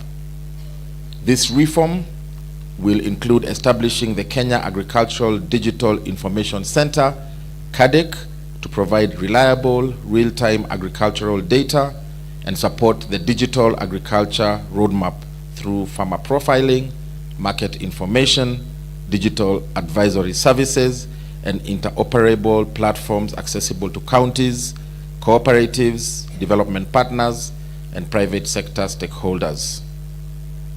Number 2, that the Ministry of Agriculture and Development and Livestock Development, county governments, development partners, and private sector actors commit to promote and support the use of innovation and cutting-edge technology to promote precision agriculture for increased production, productivity, and farmer incomes. 3, that county governments, development partners, and private sector actors will strengthen structured and coordinated engagement platforms at the national and county levels. This includes establishing regular dialogue forums, co-creation of public project designs, and fostering partnerships that will enhance market access, value addition, and agri-enterprise development. Number 4, that the government of Kenya, in collaboration with the private sector stakeholders, shall intensify efforts to secure and diversify regional and international markets for Kenya's agricultural and livestock products, while supporting producers to meet sanitary and phytosanitary requirements to boost export competitiveness. Number 5, to enhance investor confidence and unlock long-term agricultural investments, the government of Kenya commits to addressing all systemic bureaucratic challenges hindering access to large tracts of land under the Land Commercialization Initiative. Number 6, that appreciating the need for reforms on agriculture sector financing, both levels of government will work towards ensuring affordable credit for agricultural investments. Number 7, that national and county governments shall prioritize increased investment in critical livestock infrastructure so as to boost productivity, enhance animal health, and strengthen market competitiveness. This includes upgrading and expanding livestock markets, enabling price discovery, implementation of disease control strategies, rollout and implementation of the animal identification and traceability system, feedlots, abattoirs, holding grounds, water points, and value addition facilities. Number 8, that the forum acknowledges the development of the National Livestock Blueprint as a critical framework for transforming Kenya's livestock sector. The forum further resolved that the blueprint be formally presented to His Excellency the President for his endorsement to secure high-level buy-in and unlock requisite resources for its full implementation. Number 9, that the national and county governments shall immediately activate existing contingency plans to mitigate the effects of the current drought. This includes fast-tracking livestock offtake programs, ensure timely payouts under the livestock insurance schemes, scaling up emergency fodder and water distribution, strengthening early warning systems, and enhancing our food reserve and distribution. Number 10, that the national and county governments, together with development partners, shall align donor funding to clearly defined key performance indicators. This will enhance accountability and impact. All projects and programs will be repurposed to target most resources for development purposes. Number 11, that the national and county governments, in collaboration with development partners and the private sector, shall collaborate and finance research and promote access to high-quality seeds and livestock breeds. Special emphasis will be placed on research and promotion of climate-resilient technologies suitable for our ASALs, including crops such as dates and olives. Number 12, that Government of Kenya to consider providing adequate financing to agricultural regulatory bodies to ensure that the fees, levies, and compliance costs they charge are reduced, thus increasing farmer and investor incomes. Also to improve affordability and create a more conducive enabling environment for sustainable growth in the agricultural sector. And lastly, resolution number 13, that the Ministry of Agriculture and Livestock Development and the county governments will collaborate to resolve barriers to youth participation in agriculture. This will include de-risking the youth incubation, credit access to the youth, and utilization of digital tools for the youth. This is signed by Senator Mutahi Kagwe, our Cabinet Secretary in the Ministry of Agriculture and Livestock Development, and His Excellency Kenneth Lusaka, the Chairman of the Agriculture Committee in the Council of Governors. I thank you. Now I just want to make a quick announcement to our team, multi-sectorial team that put together this forum. Let us have a quick meeting at the executive boardroom just for some consultations before we break for lunch. So please, the entire team that put together this will meet at the executive boardroom. I now would like to invite our Cabinet Secretary, Senator Mutahi Kagwe, to close this engagement for us and also just give us the way forward. Karibu sana Waziri.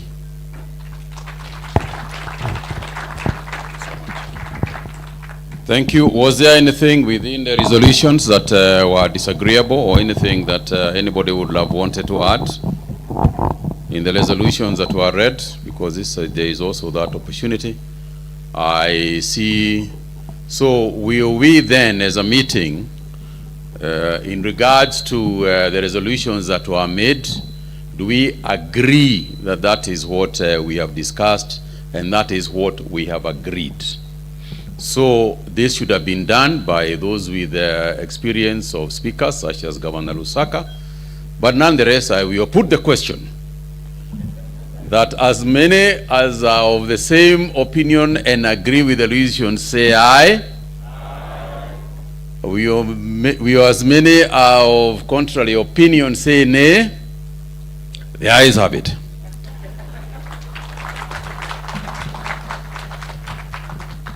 Therefore, there being no other business, I want to once again thank each one and every one of you. Thank you for Reed and Tereyan for a job very well done in terms of conducting all the panel discussions. Thank you very much. Thank you. Thank you, thank you, thank you, each one of you. If I don't mention your name, it is not that I can't remember it.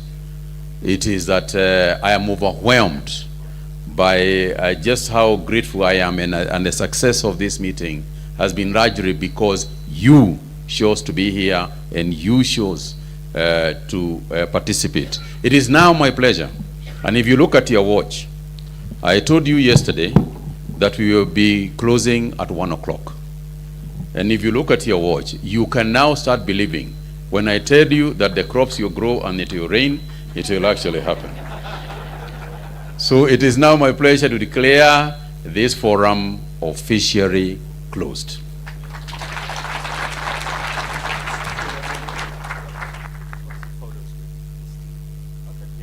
A couple of photo opportunities with the youth and then the judges as well. So all the youth that came to pitch, please come up to the stage. I know you're on standby. Please come up and have your photos taken, and after which we'll have the team from the judges table come up and have their photos taken. Yeah, first the youth and then the judges. Unless you want to join them for this photo as well. It might make sense.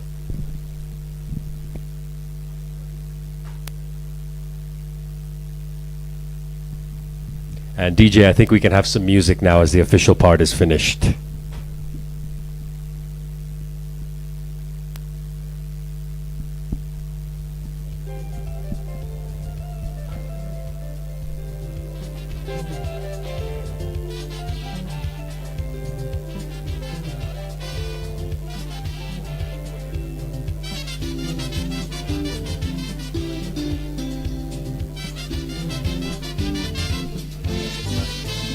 Ushauri wangu kwa vijana, msifanye mambo kwa pupa, mjiepushe na tamaa za dunia hiyo. Fanyeni mambo kwa mipango, sio hiyo. Uwezo wako ni mdogo, watamani mambo makubwa. Maovu mengi hufanyika juu ya tamaa zisizo na mipango. Ulicho nacho ndio chako, ujivunie na uridhike nacho. Wacha tamaa kijana, tamaa mbaya. Okay, judges, please make your way up quickly. Youth, you can leave the stage. We'll get the judges to come up for a photograph quickly. And then I promise you that's the last photo. Lunch will be at Entumo.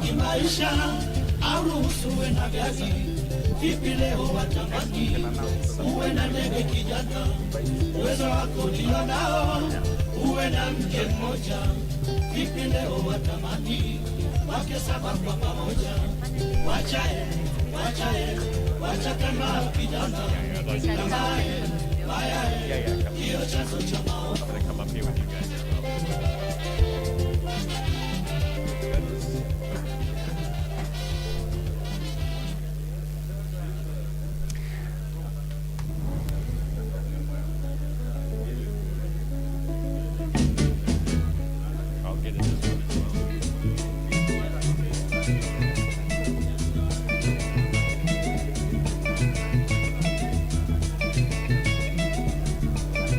Wonderful. Thank you so much. Thank you all for coming. Lunch is served at Entumo, and lunchtime is right now. Enjoy your lunch, and see you at IGFA 2026. Thank you very much.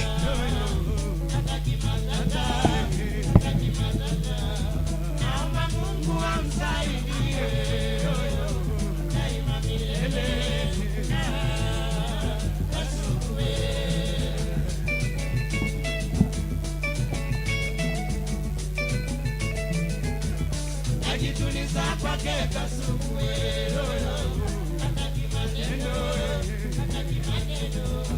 anachopata kinamtosha,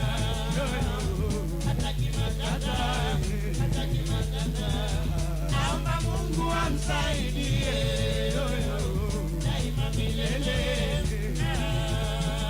Kasuku